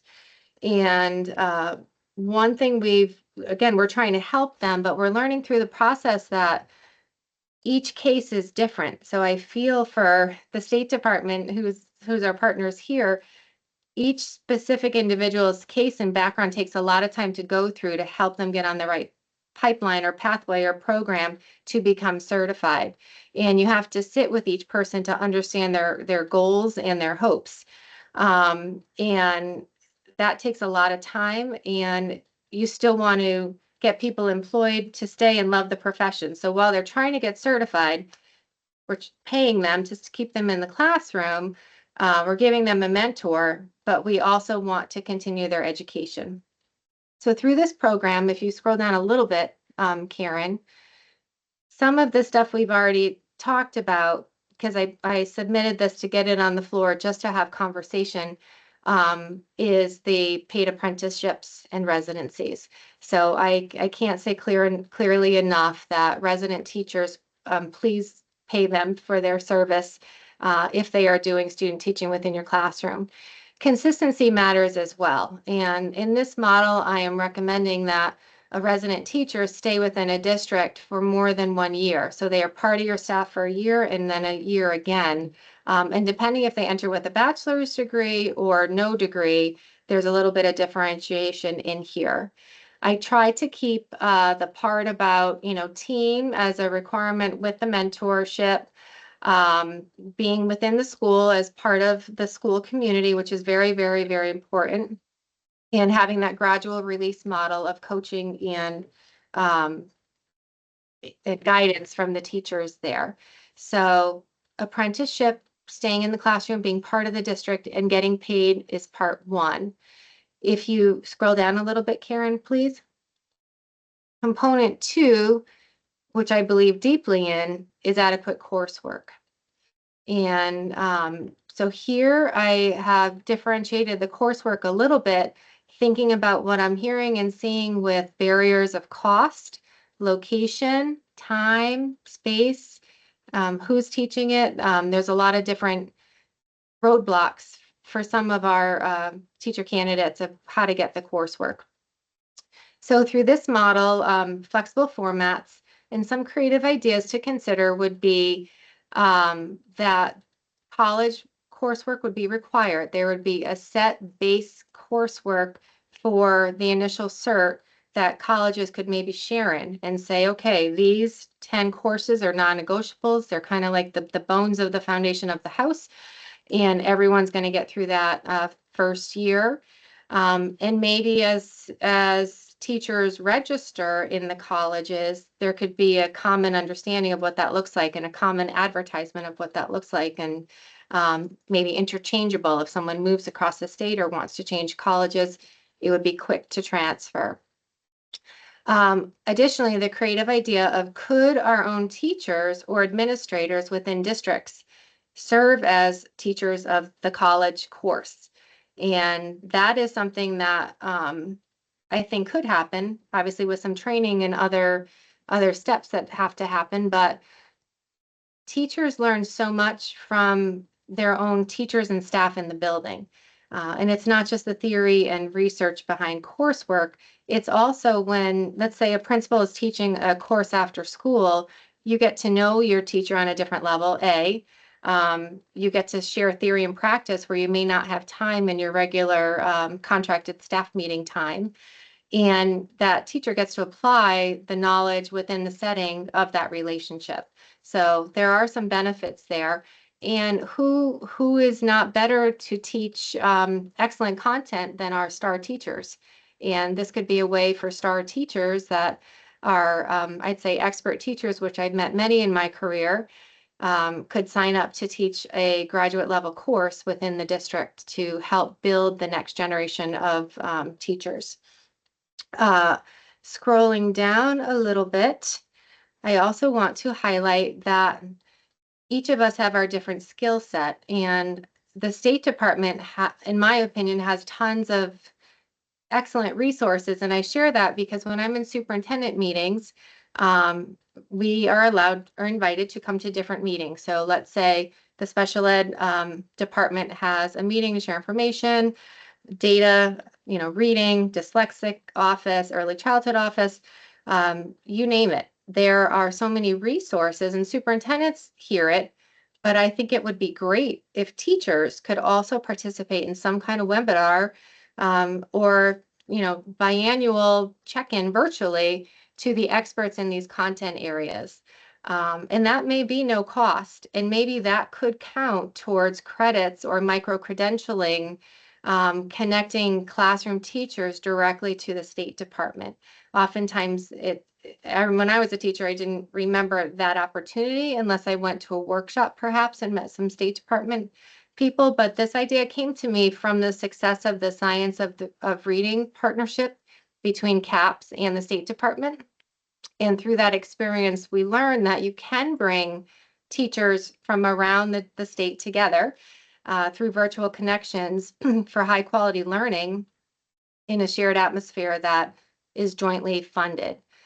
So I share that. I think that would be really, really great to have a model from various State Department offices doing mini workshops. And quite frankly, if they recorded the workshops, they could be shared. So like just rerun as connections. Karen, if you could scroll a little bit.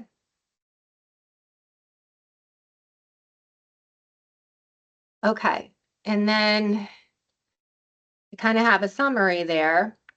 So to summarize, we're putting people in the classroom with support, with initial pay as a substitute, changing over to a long-term sub, changing over to a certified teacher when they get certified. We could look to take the EPP college coursework and mandate some of that. Perhaps it's 10 courses or more than 10 courses. Maybe it could be combined with other courses that we just spoke about from other programs around the country. Perhaps we can offer micro-credentials from the State Department. And I forgot to mention other educational partners. So all of the partners here on this call, plus CEA, plus CAPS, plus the RESCs. And Shannon, I just looked at her, Ready CT, like all these different organizations, they have so much great information to share. Perhaps there could be a menu of learning, but that counts towards the cert. So it would be college learning, State Department learning, partner learning, and then your residency learning all together. And then at the end, there's obviously, like this can't be blessed as a whole. It's just, again, for idea generation. But I want you to think about the different operational considerations, because for every action we take, there's always an operational part, a technical part, and then how it impacts the entire district. But I think, again, the themes here are, can we work together to grow our own, provide residencies, apprenticeships, save on costs for these people that want to get certified, but not lower the quality of their training and coursework. I think it's so important to have the right skills and the right support. And this is several years. So sometimes we also look at our data of how many teachers come in and then just don't like the profession or give up after, let's say, 6 months or so. And we were watching this for a couple of years, and we interview everyone who is exiting. And we don't have many anymore. But in the beginning, a lot of it was just lack of the opportunity to have time with a mentor or a guide or a professional to support the work and continue the learning. So something that simple, to have time to support the new teacher, could change the outcomes for any turnover in the profession. So I think I talked a lot. I could probably talk about this for a long time because it can go in many different directions. but I wanted to get something on the floor to remind the group that our visionary work is also very important, and to modernize new ways and new ways of sharing could be beneficial for a lot of people entering in the profession and even at the end of their profession. And I'll add one more thing I forgot to say. Uplifting the profession means giving teachers choice and autonomy. And oftentimes, due to budget or scheduling or contract hours, the professional development they receive may not be in line to the current needs of what they need. So by offering some choices for where to get professional development could be very beneficial to help everyone grow as the world continues to change. Thank you very much for allowing me time to share. I welcome any thoughts. Thank you, Dr. Ritchie. Karen, can you go back up to component 1? Should the group want to kind of go through them or have any questions on each section so it's up on the screen? I think it's component 1, residency and apprenticeship. And there is a chart at the end if the visual would make it a little bit cleaner for people to look at the visual. I was just trying to play with different things. And again, this is not set in stone. This is just taking the components that are important and figuring out how could we differentiate pathways based on entry points for people and long-term goals of them while professionalizing them as soon as we can. Thank you. So is there any questions about component 1 or statements or comments at this time? Dr. Rowe? Thanks. So as you may be aware, we already have registered apprenticeships and registered residency programs. And I will tell you that it was a huge lift with the Department of Labor to launch the apprenticeship. How would you, and I see all the points here. Thank you for this. And I know that was very innovative and thoughtful. But how would you, and I'm specifically talking about apprenticeships because we already have residencies. Some folks on the call work with programs that have residencies. But the apprenticeship is really a new idea, and that is really for everyone on the call. That's an undergraduate. So the graduate student, the student with the bachelor's degree, they can work as a resident. But those with the undergraduate, they would have to be in a registered apprenticeship. So I don't see a plan to expand the apprenticeship. The other pieces, and I will tell you, I just met with one of our education representatives to talk about student teaching and paid student teaching. And what was brought to my attention is that the public, taxpayer, constituents, not, that they really do not want to be on the hook for any more taxes to pay for these mandates, right? So that would be paid student teaching, which would increase the budget, et cetera, et cetera. So I had a similar thought, and that was what I faced from members of the education committee. So my thought to you is, because I know you work in a different network, but how do you see the allocations to support that apprenticeship? Have you been in any conversations with the Department of Labor on how we can expand the apprenticeship? Because I'm all for expanding it, but we need to fund it because an unfunded mandate is not going to be successful. Thank Dr. you. Rowe, actually, Dr. Ritchie, if you want to answer that, and then I'm going to ask Dr. Tucker if the line item to expand some of these programs that currently exist was approved or not. I know that was up for debate this past week, I think. So Dr. Ritchie, if you want to go ahead and respond to Dr. Rowe. Sure. I did not talk to the Department of Labor. This is just initial ideas, so I would look forward to if there is going to be any funding for this. I know that apprenticeships and the municipality work, the Department of Labor, what we are promoting through CAPS with Miguel Cardona about paid internships, apprenticeships. This is going to be the theme for the next several years. So I don't have the solution today, but I think it's on our radar that we need to continue to problem solve. How can we fund this? Sure. And just to give folks context too, in terms of the talent office, they had developed a Connecticut 616 education pathway on comprehensive pipelines designed to introduce and prepare future educators from middle school through entry into the profession. The pathways begin with Ed Rising, and I think Elsa does Ed Rising, who's on our board, to grow your own program there. Upon entrance into the Ed Prep program, students transition to an aspiring educator program. We've seen some great stuff come out from the aspiring educator program, including, I think, legislation to try and get their student teaching paid in this session. And there's also, let's see my notes here, during the sophomore and junior years, candidates may work in a school district up to 2.5 days per week as a next gen student, gaining hands-on classroom experience. I've got my third next gen student in the past 3 years.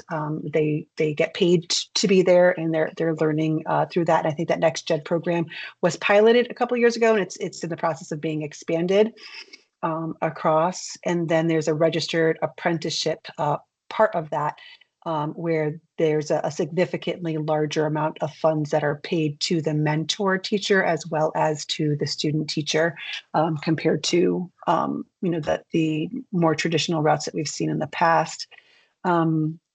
There's also TRAP, Teacher Registered Apprenticeship Programs, that was established with the Department of Labor and teachers unions and school districts.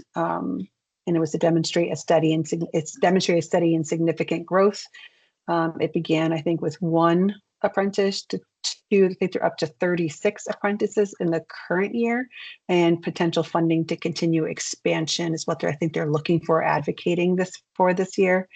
And there's also the Joint Apprenticeship Training Committee, with members representing multiple education-focused organizations to ensure broad stakeholder collaboration and program integrity. And then there's the Nationally Registered Apprentice Conference that I think SDE went to, and I think there might have been some other folks from our board that might have been at that. And I think that SDE's work on apprenticeship and residency was highlighted nationally. They received a public commendation on the program's strong intentional mentoring component, which is becoming a distinguished feature of the TRAP model. And I think they're looking to expand that with funding. So to answer that question that Dr. Rowe was asking earlier in terms of like, where is that? I think ultimately most of these programs, and this is my understanding, and SDE can certainly jump in, that most of these programs that exist are kind of on grants or ESSER funds or what have you, and they really need their own line item. They need their own state funding to ensure that it's consistent and that it can be expanded. And where it is right now is been under grants, and those grants aren't always available year to year. So it's tricky, and I agree with Dr. Ritchie, like, trying to get some consistent places and having those conversations and bring all those people to the table to have those conversations about how we support that funding and where, I think will be important, because one of the things that we did here at the innovation cohort was that, New York was able to get them to do a significant amount of state funding to ensure this. So I think looking at that model of how they got that buy-in by legislators and the state to ensure it is something that we might want to look at as a board. Does that make sense? But we do definitely have things in place. It's just that they're not permanent because of the funding situation. I mean, we should really be working on how do we make it permanent, and how do we communicate this out to the general public so that they know about all these programs, and how do they get bought into these programs. Dr. Let me see, who do I have up? We've got Julianne, your hand's up, and then Sarah. I just want to speak on one very small point beyond the funding, because that's a big thing, and exactly how it's going to come about. But I noticed there was in the proposal talk about them working as a long-term sub, or having a DSEP or a resident educator certificate. All 3 of those authorizations require someone to already have a bachelor's degree. So if it's someone who's doing this at the undergraduate level, we can't even issue a long-term sub without someone who has a bachelor's degree. So as this proposal gets thought about and we may have to consider something like, or you may have to consider something like creating a new type of like a transitional certificate for people who are in this pathway, because unless we change the regs completely, we can't issue the long-term subs or the resident educators without a bachelor's. So that was my only point. Sure. Sarah and then Mel. Thank you, Julianne. First, thank you, Dr. Ritchie, for your proposal. It's personal, it's professional, it has research behind it. I really appreciate the thought you put into it. And I haven't done a side-by-side comparison with the Connecticut Teacher Residency Program. I don't know if you've looked at that program, other than being open to students without bachelor's degree. I don't know if there's any other differences or similarities between the two programs. I just know the residency program has been around since 2019. Yeah, I think there are many if I can answer that, Jen. Sure, yeah, go ahead. We are engaged with a lot of different pop-up programs, many connected to many of you about trying to get teachers into the pipeline, the State Department as well. But there is a shortage area, and it's not just Alliance districts and urban districts. There is a shortage area, and if you keep looking at the State Department shortage area for certifications yearly, some of the same endorsement codes have been on here for years. I mean, can you imagine we have high schoolers across the state that have not had a certified math or science teacher their whole high school career? I mean, that's not okay. So although I appreciate all of the work everyone's doing, and it is good work, I struggle that, again, we have over 50 long-term subs and DSAPs. We're doing great work and we're not alone. And I know the commissioner has her eyes on this too. It just did a survey to try to get all of the data for all the vacancies across all Connecticut school districts.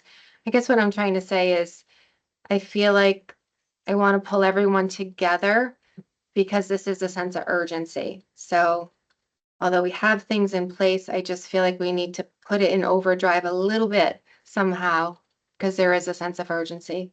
Thank you. Thank you. Mel and then Dr. Tucker. Okay. Again, Cynthia, what others said, thank you. This is a lot of thought went into this. I'm just thinking from a program coherence standpoint. So the candidate preparation in this model would be spread across EPPs and districts and the SDE unions and private parties. So no single entity appears to be really accountable for ensuring that there's alignment across coursework, alignment across clinical practice, alignment across assessment of these candidates, and, being consistent in their rigor across different endorsement areas. And, candidates could receive uneven preparation depending on district capacity and partner quality. And I always hate to bring up the CAPE word, but from an EPP standpoint, some of the things that I just mentioned, that would be called into question by CAPE in that, there's no coherence or candidate safeguards across all the EPPs or the candidates who are being trained in Connecticut. So, but just a quick thought off the top of my head.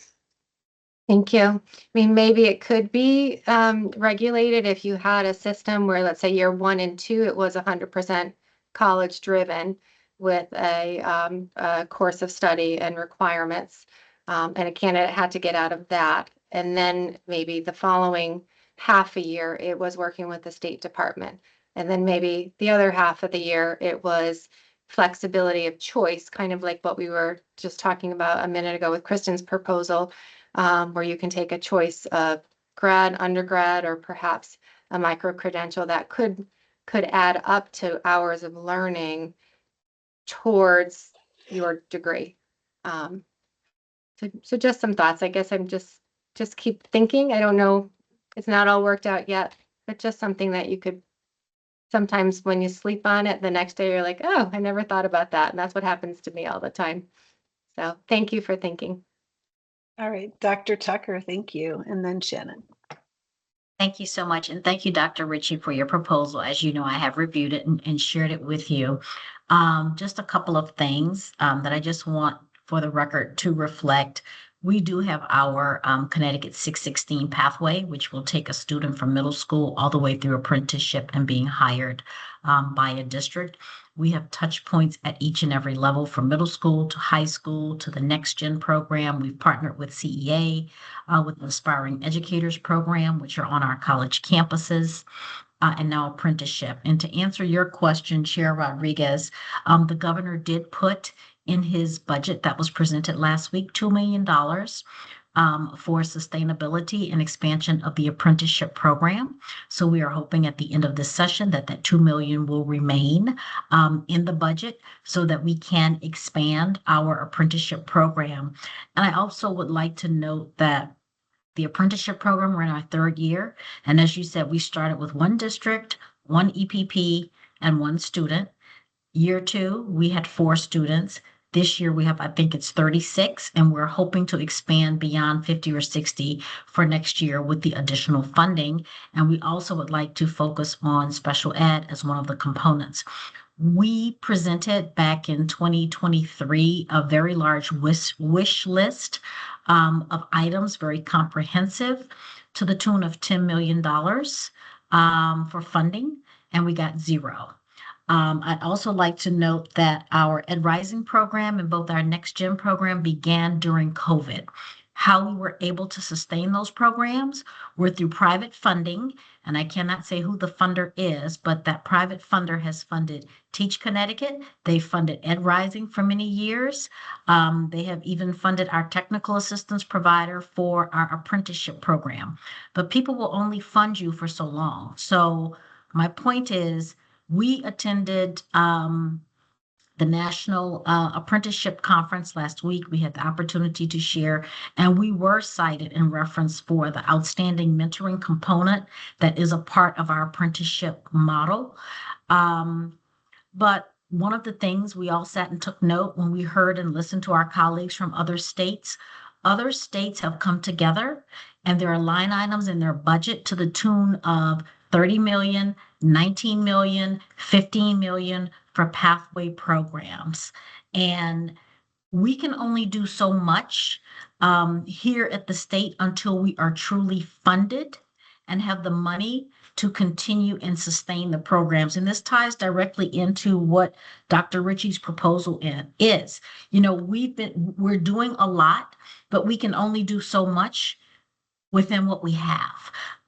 And one of the things that we were able to do with some of the ARP ESSER money that we received, we had a special research study plus marketing and branding all in one from Teach Connecticut, because we kept saying, we need to understand, why are young people not interested in the career and the profession of education? And at the same time, that research study also spoke to parents, and we got data from parents as to why parents are not encouraging their children to enter this profession.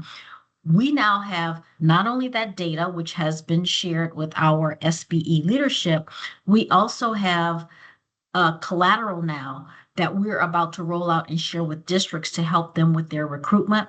We have everything to post on social media, but that's like a one-time thing. We would like to keep it going and expand it, but we have no more money to do it. So we have to work with what we have. But I can tell you the insight that we receive from both parents and students, lots of misconceptions about the field and the profession of education, and why parents are not encouraging their students, actually discouraging them on many levels, not to pursue education as a career. And we really would like to change the mindset of that, but we need funding and more resources to be able to do that. Thank you.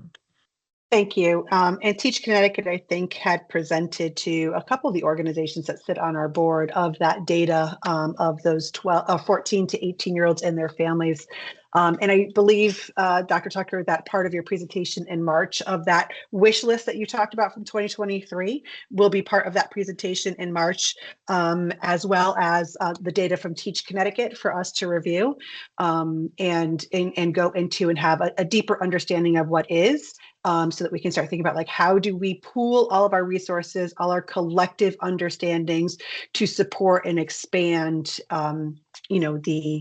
the residency and apprenticeship programming and paid programming as part of that. But there is definitely a lot to be discussed, because there is a lot that currently exists, and ensuring that we can collaborate, communicate, those C words that I like, collaborate and communicate, to ensure that we can get those line items, that there is consistent funding, and we're not constantly looking, begging and pleading to organizations to fund things that we really need in the state of Connecticut for education. Shannon, I see you nodding. So is there something else you want to add to that? Yeah, I have so many things to say, but real quick, I just building off what Shauna said, I think we support pathway programs starting in the K-12 level in all industries, and education is our favorite, we're biased, but one of the ones that we most love working on, and changing those mindsets and changing the narrative. But I feel like we're missing an opportunity to be plugged into these other paths that already exist. And so I think if there's an opportunity to level set with this whole group on what the differences are already of the existing residency program versus apprenticeship program, and knowing because even in I'm on the Board of Ed for my school district, and we tap into the residency program, but only for special education, because the other two endorsement areas are not of service to us, or not a priority, or it hasn't worked out. And I'm trying to figure out why it's not available for some of the really severe shortage areas, specifically secondary science, which is becoming a huge pain point for our own school district. So just to have that mapping, and then even a cost benefit analysis of each program, so we understand the true resources required for the result that we get from who's coming out of these programs, because it's still not at the supply that we need. So switching over to Dr. Ritchie's proposal, which I think is awesome, and really starting to push on what I was hoping that the standards board would get really deep into, is thinking about these creative approaches. And it seems very similar to a group called Source for Teachers that spoke with the Department of Education when I was there over 10 years ago, and was an innovative sourcing model that would work, kind of tap into the substitute teacher population and give them credit for that time served, with a lot of support and structure along the way, because we have such a vast pool of substitute teachers, and the school districts we work in, far too often long-term substitutes are the answer, and that is who is teaching the students.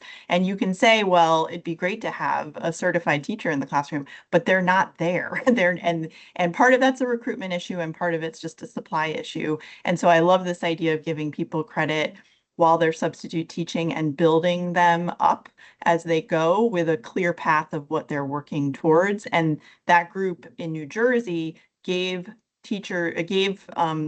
employees credit as substitute teachers, and eventually they would get certification while working from within the classroom. And I've always wondered how we could translate that to here in Connecticut. And I don't know all the ins and outs of how it worked, but they got a uniform set of preparation for all long-term substitute teachers across the whole state of New Jersey. It wasn't limited to any one specific district.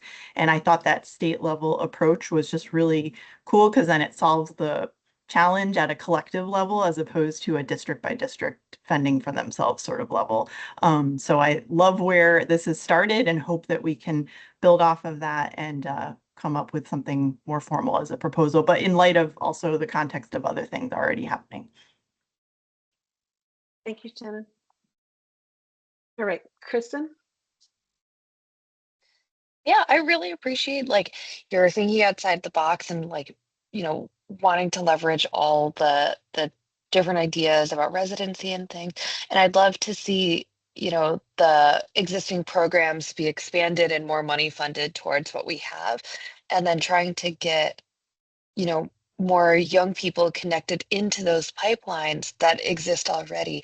I think from a a regulations and legal perspective, we'd have a lot of work to do to think about like, all right, if they're going to be paid as long-term classroom subs versus DSAP status, and those are kind of like two different things.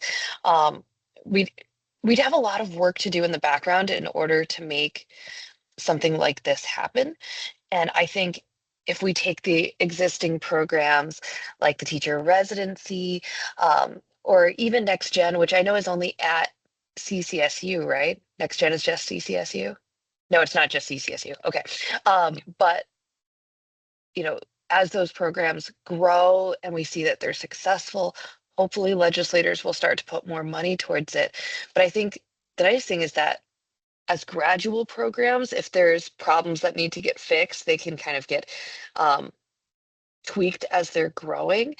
So I really like all of the thought that is going into this, because it is hard, you know, when you're a young person who, you know, you need to get paid for your work because you might be like trying to, you know, get your initial cert while paying for childcare or like while you have to work a full-time job. So I love all the ideas. I really want to see, you had mentioned like level setting and so that everyone knows all these different programs we have.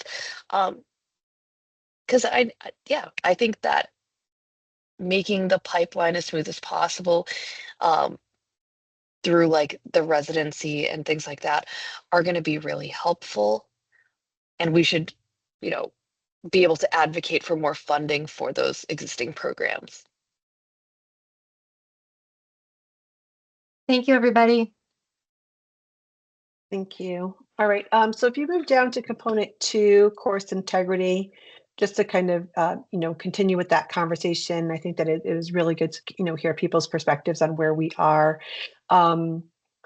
The current, it looks like, just to kind of provide some focus, and we'll hear more about this obviously in March, but for the public who might be listening to this right now as well, Ed Rising right now currently serves more than 700 students statewide. It's a significant number. So kudos to Ed Rising, and Elsa is part of that program. So well done there. We're fortunate to have people on the board that have that background.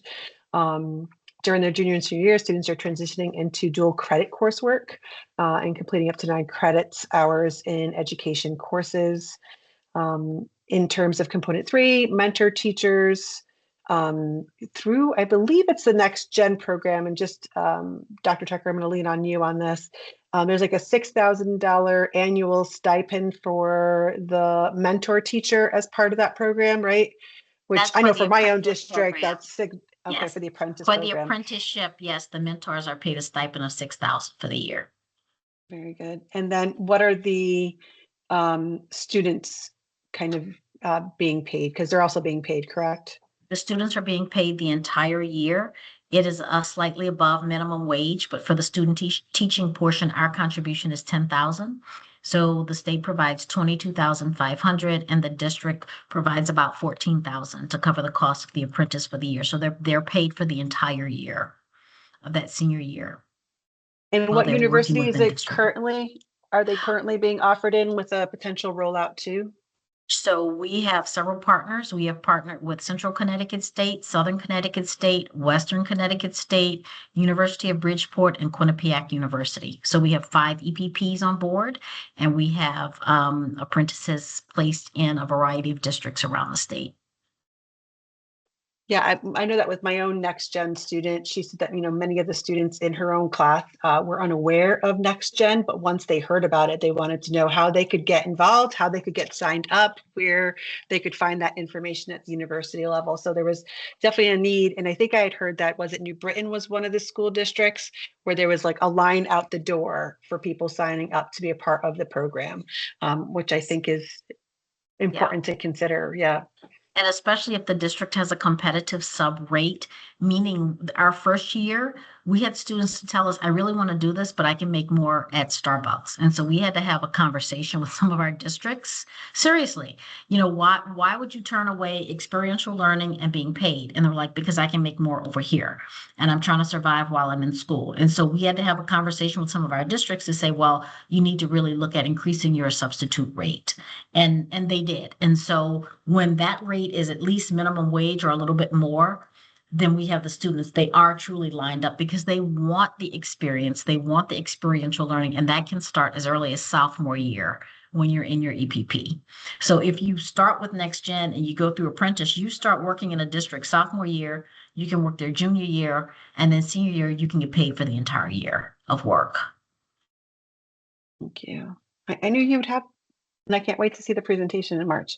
And then in terms of, I think there was some conversation about making the ease of the software online, and that actually came out in our survey or thought exchange with the board about like making the platform online much more easier. My understanding is that there's going to be a shift from what's currently being used to a new platform, which should be better, user-friendly. Is that correct? So two of our priorities here in talent this year that we are wholeheartedly focused on is moving from the CECS system, our current certification software system, which is totally outdated, archaic, antiquated, and I can go on and on. And I have to say kudos. I see lots to of people Caitlin. nodding their head. Lots of people are nodding their head right now. It's a homegrown system, and I have to say kudos to Kaylin Ricciardi in certification, our unit coordinator, who has taken the lead. We have purchased a system called Level Data. Again, about 3 years ago, we brought this back to the state. I attended a CCSO conference, and I asked my colleagues, what certification software are you using? Do you have these issues? Do you print certificates? No, we're the only state that still prints certificates and mails them to people without a charge. And so this upgraded system, we are planning to have a rollout. We met today. We're going to pilot it first, but everything should be official for districts to roll out, I would say, in early of 2027. And we wanted to time it that way because we did not want to roll out something new when districts are in the middle of their hiring season. And so by fall, we'll have our pilot with several EPPs in several districts, and then we will have a series of training sessions, webinars, et cetera, and information so that we can be up and running by January of 27. And it is a fantastic system. It is easy, really easy to use, and it is not paper pushing. Everything is electronic. And most recently, our neighbor, Massachusetts, they've been very helpful to us because they're one of the states that adopted this a couple of years ago, where other states have had it for several years. So questions, all of that, we've been asking them, and they've been guiding us along the way. The other focus for our area is TEAM. We are reimagining the TEAM program. That is something that had not been done since inception. And so Ashley Wright in the talent office is leading that effort, and she has a team advisory committee with all stakeholders at the table, and that we're actually going to push it just a little bit more. We'll probably have our rollout of that ready for fall of 2027.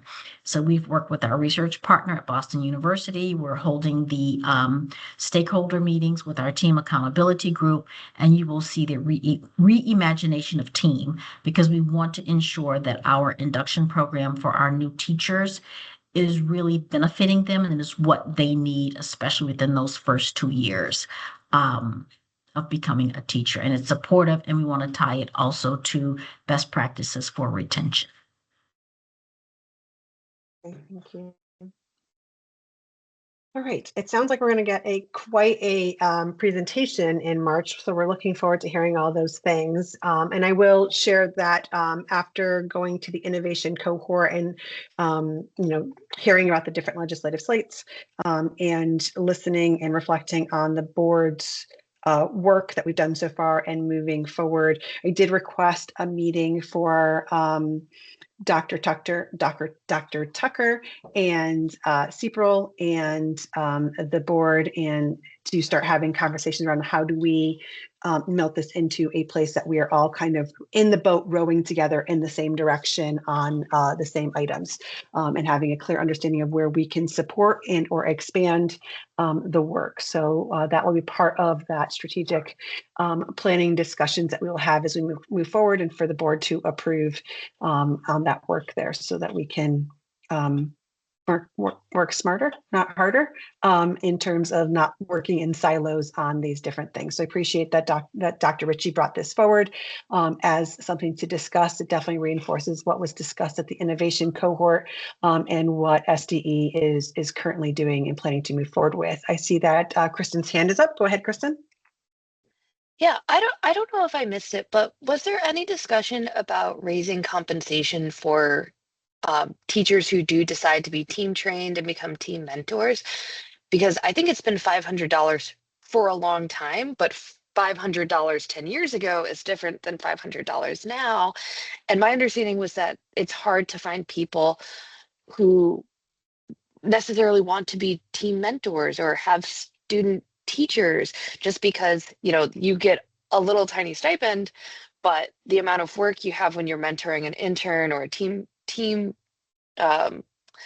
you know, first year teacher through team, you know, can be pretty significant. So I don't know if that's something that is being considered for the future. We considered it previously and we got 0. So we put forth that proposal at least twice for a reallocation of the team allocation that is in our budget for talent.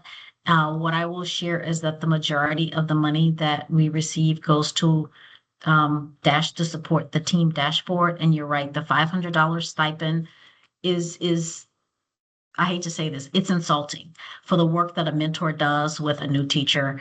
$500 does not represent what a teacher should be paid for serving as a team mentor. So we are aware of that, and we have stated that on more than one occasion, and we hope that someone one day will hear what it is that we are trying to say, which goes back to when we sat there last week and thought about and heard from our state partners.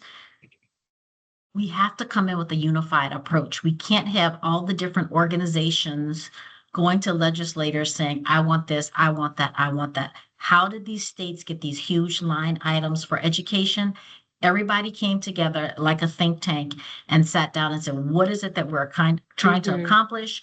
What are our priorities? What are we going to do? And what will our ask be? And it was a unified approach. It may have not happened that first year, but by year 2 and 3, they got what they needed to support the pathway programs. So it's, I'm hoping we will get there one day and one day soon, so that we can have that line item to meet all of the things that we're attempting to do and the things that we've been talking about. And one of those would be the mentor stipend for team. Okay. And maybe a good time to do that would be, you know, if team is undergoing all these different changes, then that would be a good time for our board, the state board, and other partners throughout the state to be like, this is the year. We're changing the requirements for team. The requirements were here, and now mentor teachers are expected to do this. And as those requirements change, we can make a good argument for, well, we need to increase the amount, so that, because, you know, if I was someone who was regularly a team mentor and all of a sudden the requirements also change, that means I need new training. That means I need more resources, you know? Correct. Yep. Thank you. Dr. Ritchie and then Jen Delaney. I was just going to do one closing statement. Jen, I didn't know if you wanted to talk about this before I did my last sentence. Do you want Jen to go first then, and then you can do your closing statement? Sure. All right, perfect. Jen, go ahead. Thanks, Cynthia. I just wanted to support Dr. Tucker, and, you know, being that this is a publicized meeting, on the EPP end regarding team. I think a lot of times we think about it in the school, but on the EPP end, in order to do their practicum or their student teaching, they have to be under the wing of a cooperating teacher who must be team trained. So that actually gives us limitations here, because we have to cap some of our cohorts due to how many realistically team trained people we might actually be able to place them when it comes time for student teaching, or in our case, our 40-day practicum. So I'll give you a concrete example.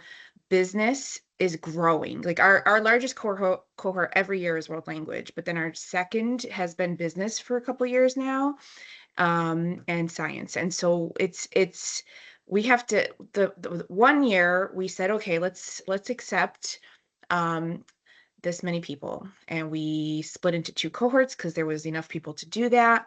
And then it was so difficult to place people. Some people had to drive like an hour and 15 minutes because we couldn't get anyone anywhere near where they live. And, you know, we've let some of the business organizations know, like, if we could have a push within their organization to have teachers reach out to their school directorship to allow them to become team trained. But yeah, that's hard. So then this year we had to cap because we really were uncertain how many team trained people. And then the school systems rotate them too. So if you already did a fall 2026, or let's say you did a fall 2025 co-op teacher and you took on a student for that semester, now you can't do it in the spring. So a lot of school districts do that to rotate through their team trained people too. So then it diminishes it even further, the pool of who we can place into the school districts. So I just wanted to share that. And I know Lauren has something to share that might help correct something I may have said incorrectly. Go ahead, Lauren. Thanks, Jen. Go ahead, Lauren. I just want to amplify what Jen is saying. I think some of the work that what Dr. Tucker was referencing in terms of Team 2.0 is also looking at that cooperating teacher piece. Connecticut is unusual in that it requires a state level training to host a student teacher. Most other states, it's incumbent upon the EPP to select their cooperating teachers and make sure that they have been trained to mentor their teacher candidates appropriately. Connecticut is somewhat of an anomaly that it falls under the umbrella of team trained and under the umbrella of the district facilitator. But just to sort of reiterate what Jen is saying, especially in the shortage areas, you have teachers who are already spread thin, you know, just in their teaching roles. You know, when you talk about special educators, technology educators, business educators in those shortage areas, and districts allocate their team trained mentors first and foremost to their beginning educators, because that's the district's responsibility, which leaves a very small pool of like certified mentors for their cooperating teachers. And, you know, Dr. Tucker and the folks that are working on an apprenticeship can certainly speak to like how that shifted when they got compensated at a much different structure. So to host a teacher candidate and have the university give them a $250 stipend compared to a $6,000 mentor stipend for the apprenticeship, it is something really to think about in this landscape of teacher shortages. EPPs are constrained based on the capacity of a district to have enough trained mentor teachers to take their teacher candidates. Because what Jen's sharing is not unique to just the alternate route program and business education, but it really is true for all of our shortage areas to have enough team trained mentors. So I just throw that out there as part of this board's thinking. And it's certainly not on this agenda, but just know that Connecticut is somewhat of an anomaly of requiring a state-led training to host student teachers. You know, sort of like back in the day when I was a cooperating teacher in New York, you know, the principal could just select who they wanted to host a teacher candidate. It didn't have to go through a district-appointed person with a sort of checkbox of did they attend this state training. So something to think about. Thank you. And then, Jen, is there anything you wanted to say, or are you all set? Because the hand, okay, perfect. So Dr. Ritchie, if you want to go ahead and kind of quickly conclude, and then we'll move on to the next item. I do. Thank you so much for all of the conversation. I think it resonated even more topics that we could take to the next step. And I think that's my goal. I hope by 6 months from today, we could identify maybe 2 or 3 areas or let's say problems that we want to fix. So this would be identifying the problem and then back mapping to how could we come together as a group and then advocate for funding fully across Connecticut that could benefit everyone. And I just want to put a plug one last time that it's not just about recruitment and onboarding, but it's the retention and the support when teachers enter the profession. And then that recognition piece and uplifting and giving choice and autonomy of how they learn, where they learn, topics they learn about is equally as important. So thank you so much for engaging in the conversation, and maybe we can take a piece or two and move it forward to the next level after some thought. Thank you. Thank you. As stated, Dr. Tucker will be at our March meeting. She's going to present like all of the things past and present, which was an idea that Dr. Ritchie had come up as one of the survey items for the thought exchange for the board.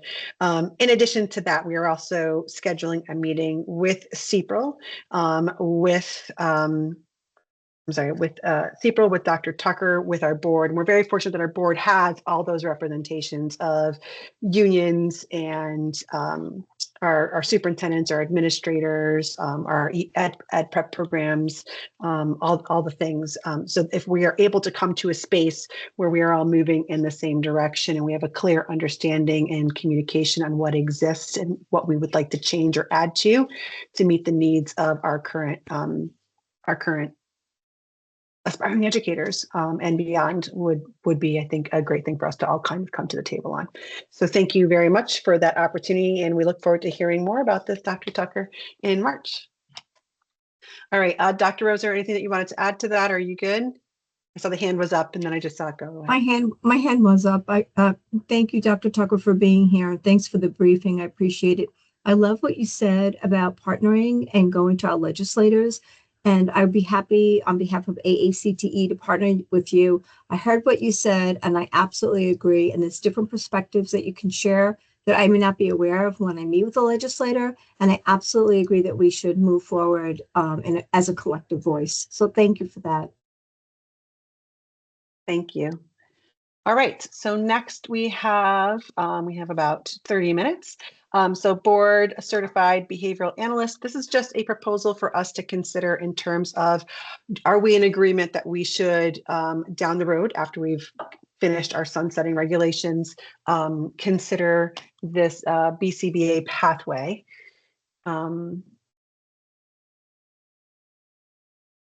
So the purpose is, as written there, the proposal recommends that our board, in collaboration with the Connecticut State Department of Education, consider developing a special education inclusive endorsement for board certified behavioral analysts who provide applied behavioral analyst ABA services in public school settings. We currently have them there, but they don't have an endorsement code. And this really just kind of aligns with what exists for speech pathologists who have an endorsement code. As well as our school social workers and such. The idea being is that we had someone come before us very early on in our 16 months of existence as a board, asking for a pathway to leadership, because we do have people that work as BCBAs in our school districts. And due to the fact that they don't have endorsement code, it kind of limits them in their opportunities to move up the ladder should they want to in leadership opportunities. So this would give them a clear pathway of getting a initial endorsement code and then moving forward from there. I don't have all the details for it. It really is just a proposal for us to consider it once we're done with the sunsetting regulations as an option for our BCBAs to create an endorsement code for them and bring them into the fold as part of that. I am happy to take any questions on this, but I'm really just looking for us to vote to move forward with something in the future is pretty much what it is once the sunsetting regulations are done. Kaylin? Thank you. I just want to add, as part of that, opportunity when you're talking through this, part of this should also include engaging with the teacher retirement board, because if you're planning to have them work in a Connecticut public school, which they already do, but also be eligible for benefits, there may be something that they're going to have to do on their end to allow that to happen. So I just want to throw that out to you, because they can sometimes say that's not an option, it is an option, what have you, but that's a huge component of this. Perfect. Thank you, Kaylin. Anyone else? Kristen, go ahead. Yeah, so you had mentioned, we don't necessarily have to create a new certification area, but I think when, it comes to bring this back up again, maybe we do consider expanding certification to include BCBAs. They work full time in our schools. They have a high level of education they need to get as part of their certification process that exists already. So I think we could include that as part of the conversation. And I appreciate that you said, after the current regulatory responsibilities, because we will kind of have, to start to come up with long-term goals for the board. And as Cynthia said, there could be a number of things that this year our goals are, to get a pathway for BCBAs, to get, maybe it's using long-term subs for student teaching, whatever we decide on is our overall vision, this could definitely be a part of it. And eventually we will have time to look at all the proposals with more detail when there's less of a time crunch. Yes, this actually helps with the strategic planning as we move forward when we're looking at things like apprenticeship and residency, which I feel, I get the sense that it's a priority for our board, as well as this. We can add that into our strategic plan as we move forward and we're mapping out the next year of work. So to have that approval from the board to move into that is helpful. Any other discussion? All right, I would cater a motion to add this to the leadership's strategic planning for the coming year once all other materials or all other of our obligations or sunsetting regs are complete.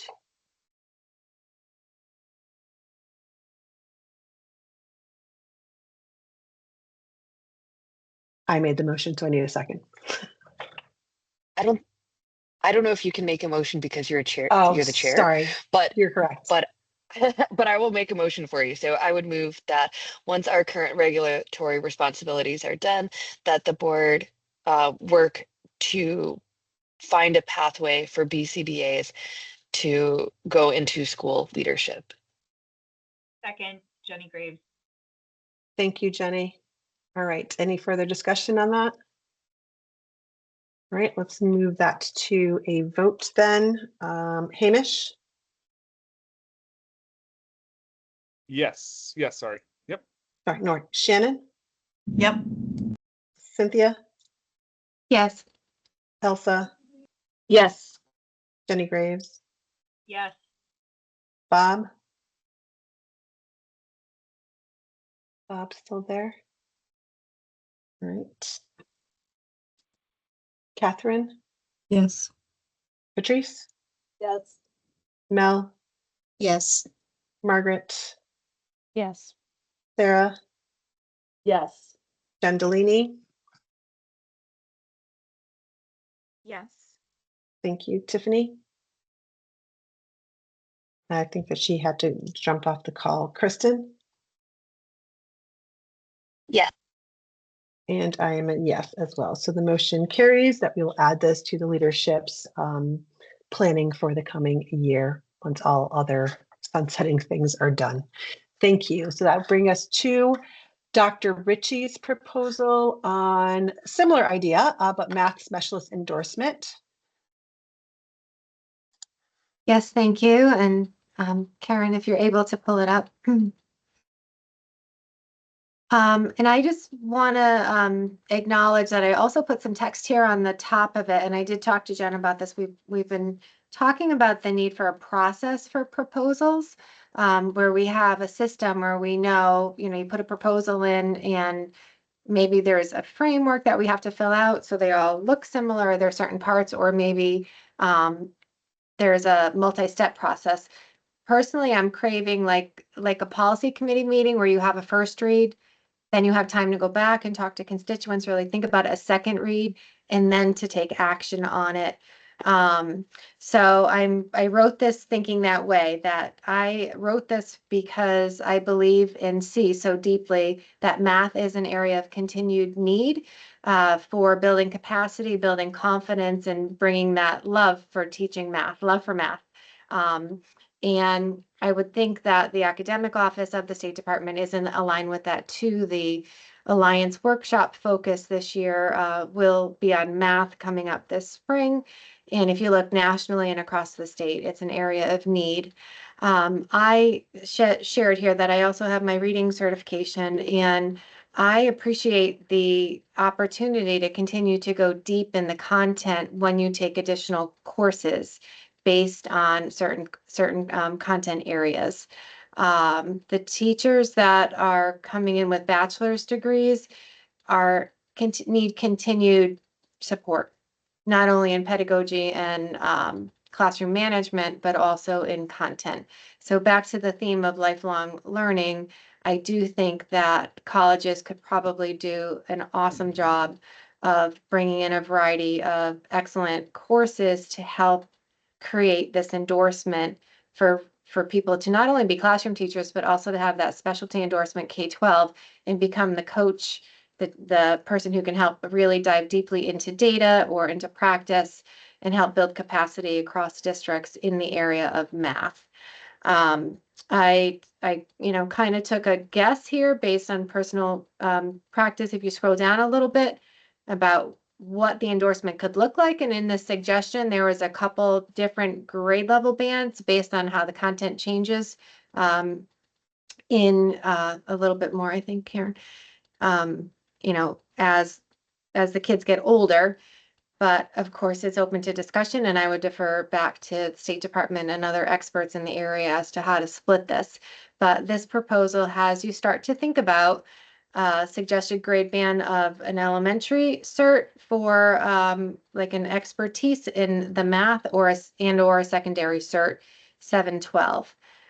So with that said, I look forward to like what the next steps for the board would be. At this point, I would say I'd like to just let this be the first read, have people think about it, and then offer their opinion. But then if we need to get some, like the Math Council back or some additional research and feedback from different departments on this call, I welcome that to help make the best decision. Thank you. So Hamish did share with me a piece of legislation, which I have not read through because he sent it to me during the meeting after hearing us talk about this early on at the earlier part of this meeting. There is something called an Act Reducing Testing Burden and Enhancing Math Curriculum that might align to this proposal, is my understanding. But I don't have chat access to drop the link. I'm happy to just give a little bit of insight. So it's a governor's, the governor provides proposals in each of the various committees usually. And so this is a governor's bill on this. It's House Bill, I think 5034. So it proposed. So a section of that includes, I think, exploration by this board and SDE on what a math specialist would look like. And so it's pretty much just this conversation we're having it now. So it's great. All right, thank you. And thank you for sharing that with us. I think that speaks to, if you are seeing legislation out there that is relevant to our board, please share it with us so that we can send it out to the board for review and then, discussion by the board as well. Julianne, go ahead.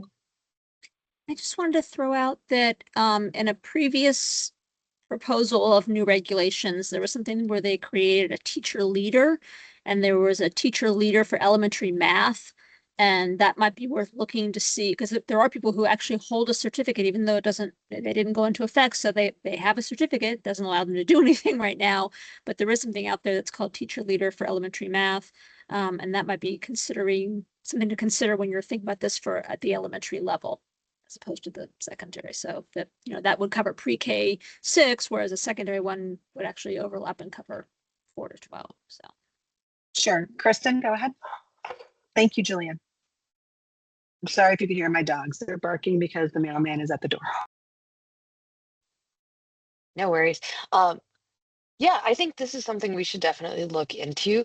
And creating a new certification is going to take, you know, a lot of legwork in terms of making sure it's, you know, as you mentioned in your proposal, research based.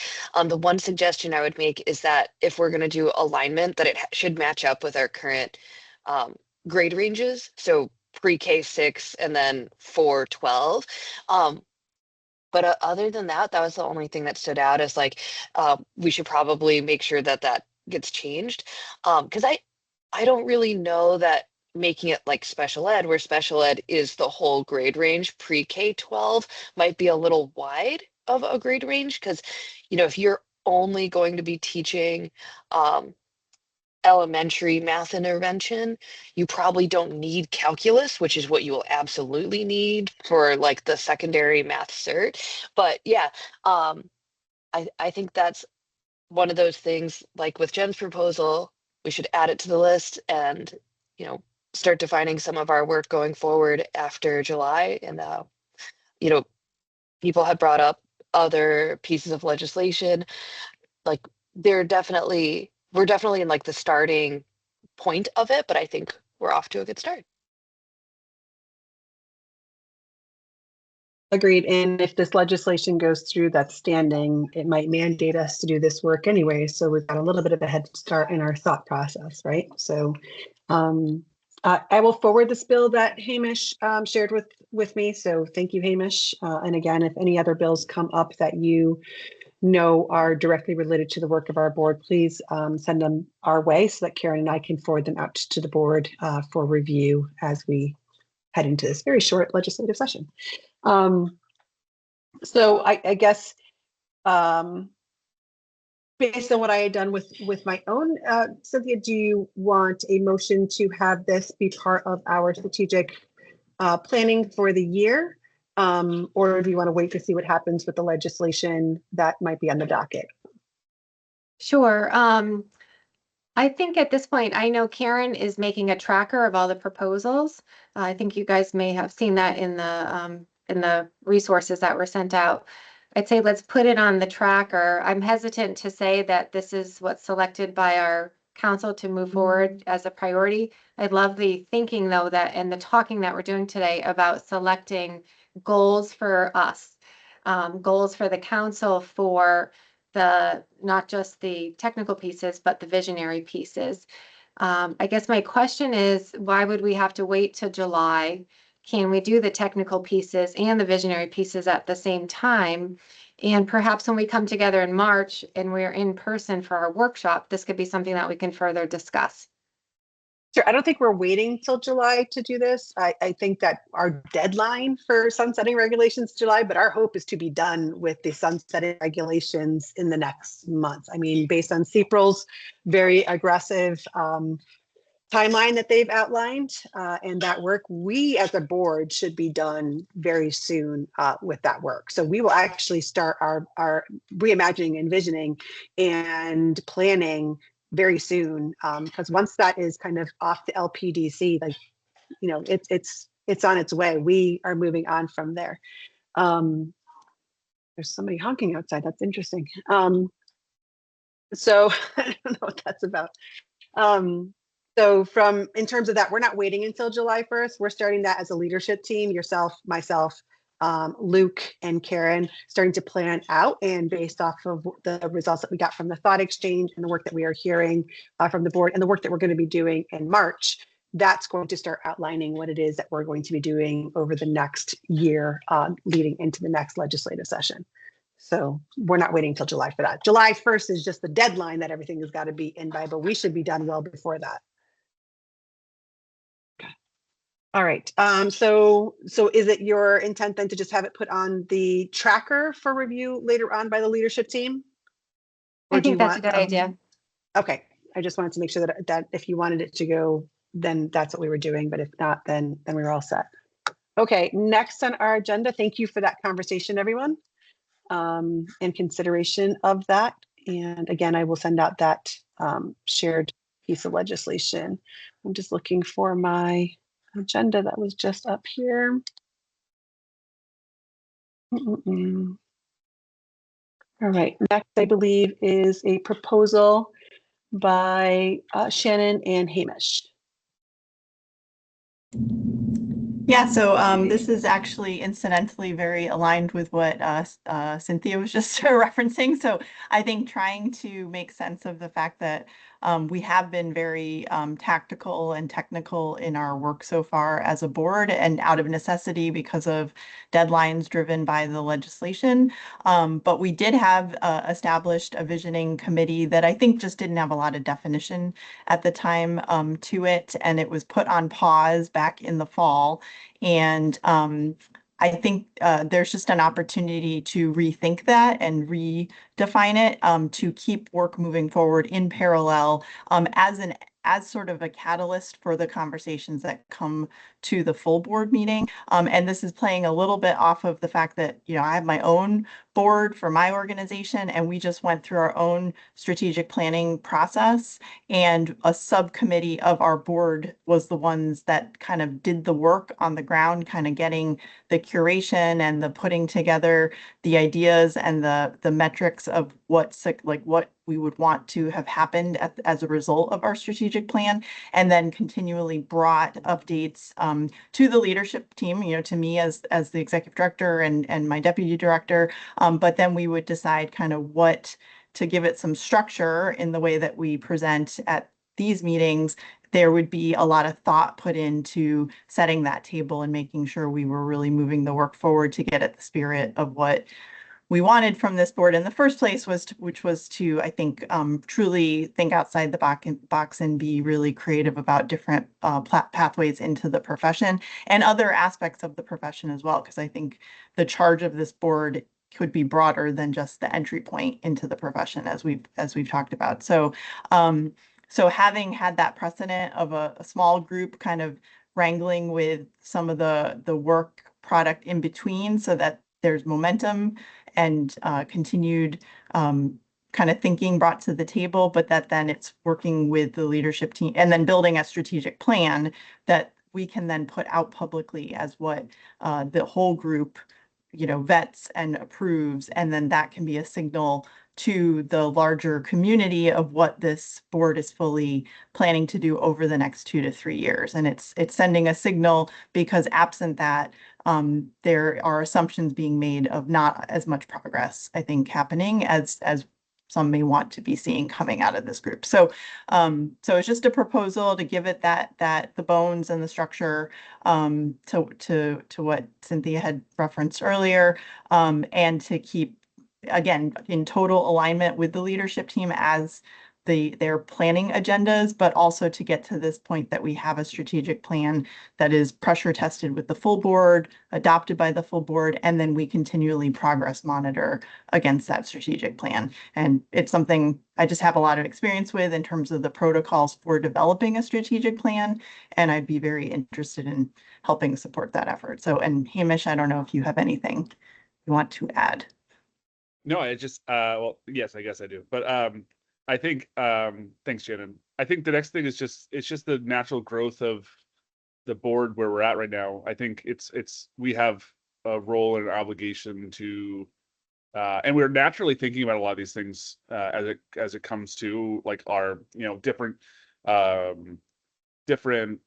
proposals and all those things. So I think it's like, you know, the board itself will outlive all of us, hopefully, you know, when we do this job well. And so it's like, how do we build continuity and sustainability? And also, you know, when any proposal comes knocking, it's now in an understanding of like, I don't know all the work that the EPPs do. Like, I don't understand that. And so to have that come out quickly through or comprehensively through a strategic plan will be really helpful, so that we can, when we're questioning or wondering whether a proposal fits in with the work we're doing, there's a larger context. So I think we're actually kind of getting there in a lot of ways. And so maybe it's just, this is a way to kind of codify and think about the next phase of the work that gets us to long-term rather than, I think honestly, we've been thinking a lot about July 1st for good reason. So I hope that's an opportunity to think strategically and continue to develop those things, because I think that, you know, there's a lot of good ideas among all of us. So. Thank you, Hamish. Thank you, Shannon. Kristen, go ahead. Yeah, I'm kind of having a tough time because I see this visioning and strategies and coming up with like a long-term plan. I see that as the work of all of us together. You know, we had a similar conversation in the regulations ad hoc committee on whether or not that should be made a full committee. And in the end, when we were talking about it, it came down to, you know, should it be a small group that vets everything first, or should it be like the strategic plan of the whole board, right? And so where I'm struggling in this is like, we as a board have to come up with what our strategic plan is so that we all agree. And I get what Shannon was saying about how, you know, this small group could come up with a vision, but when it was a vision board before, we didn't get a vision of what the certification board would do. We got a vision of what teachers should do. We got a vision of the student, not a vision of like what our board should be doing. So I think like right now we have all these really great proposals. So on my list so far, Jen Delaney had talked months ago about reviewing in law the 90-day requirements for the 90-day cert. People had brought up long-term sub for student teaching, increasing compensation for mentor teachers. Today we talked about BCBA pathways and math interventionist. But I think all 16 of us were brought together so that each of our areas of expertise could get recognized. And we're all people that say yes to everything, which, you know, for better or worse, we're all serving on this committee this board voluntarily. And so only the ones of us with time to do this extra committee will be able to give time to it. So I love the idea of us making a strategic plan, and that's something we didn't have the time to do before. I think that's something that in these meetings where we're meeting quarterly in person, that's something that we should really be like working on and be, you know, maybe at some point we're like, okay, the July meeting, maybe not July because that's in the summer, but you know, this meeting is when we're going to make our strategic plan for the 26-27 year. And this meeting is when we make the plan for 27-28. Or if we want to get really ambitious, be like, this is our 3-year plan and things. But I think, you know, because so there are parts of it I really love because we should, as a board, be doing research and looking at best practices and, you know, keeping our vision in mind. And then I'm just struggling in the separating the visioning part out from all of our input. Go ahead, Jen Delaney, and then Patrice. Hey, can you hear me? Are you able to hear me? Yes. I've been Yes. having issues with my mic tonight or today. So I do have some concerns that echo what Kristen said, and I'm about to share my thoughts around this. And please know I had no idea who wrote this because the names weren't on there. So it has nothing to do with the Hamish or Shannon who proposed it, put it forward. There's just, you know, I do agree, Kristen, that we have a collective think tank here sitting before us, right? And we've also added the alternates. So that's like ends up being 32 people who can do this type of work, right? And the only reason why we went forth with a separate committee with the regulations was because our regulations ad hoc came to the conclusion that it was way too much. We needed way more people who had content area expertise outside of our expertise realms as to why we needed it, right? So then that went to the larger board and we all said, okay, yeah, you know, we see that we don't have enough capacity on this committee to do it ourselves. So that's why we're going to go and get more people who aren't elected to the board, right? So I think that's different in this case. And I also really worry that there's just too high of a chance that this will polarize our board and possibly lead to some internal erosion. The intent, I don't think was meant that way, but the chance that that's how it could impact us, can be high. And I really truly believe that the format of this important work needs to be through an ad hoc committee that has all of the same democratic checks and balances that we have in place on this board and on as well, right? So, I believe that this board is completely capable of being entrusted to be visionaries and think strategically. And beyond us, we already have entities in place in our state that are authorized within the purview of their work to do things like this and guide us if they wanted to in the developing, monitoring, strategic planning, etc. And those are our elected officials, the State Board of Ed, the State Department of Ed, plus us.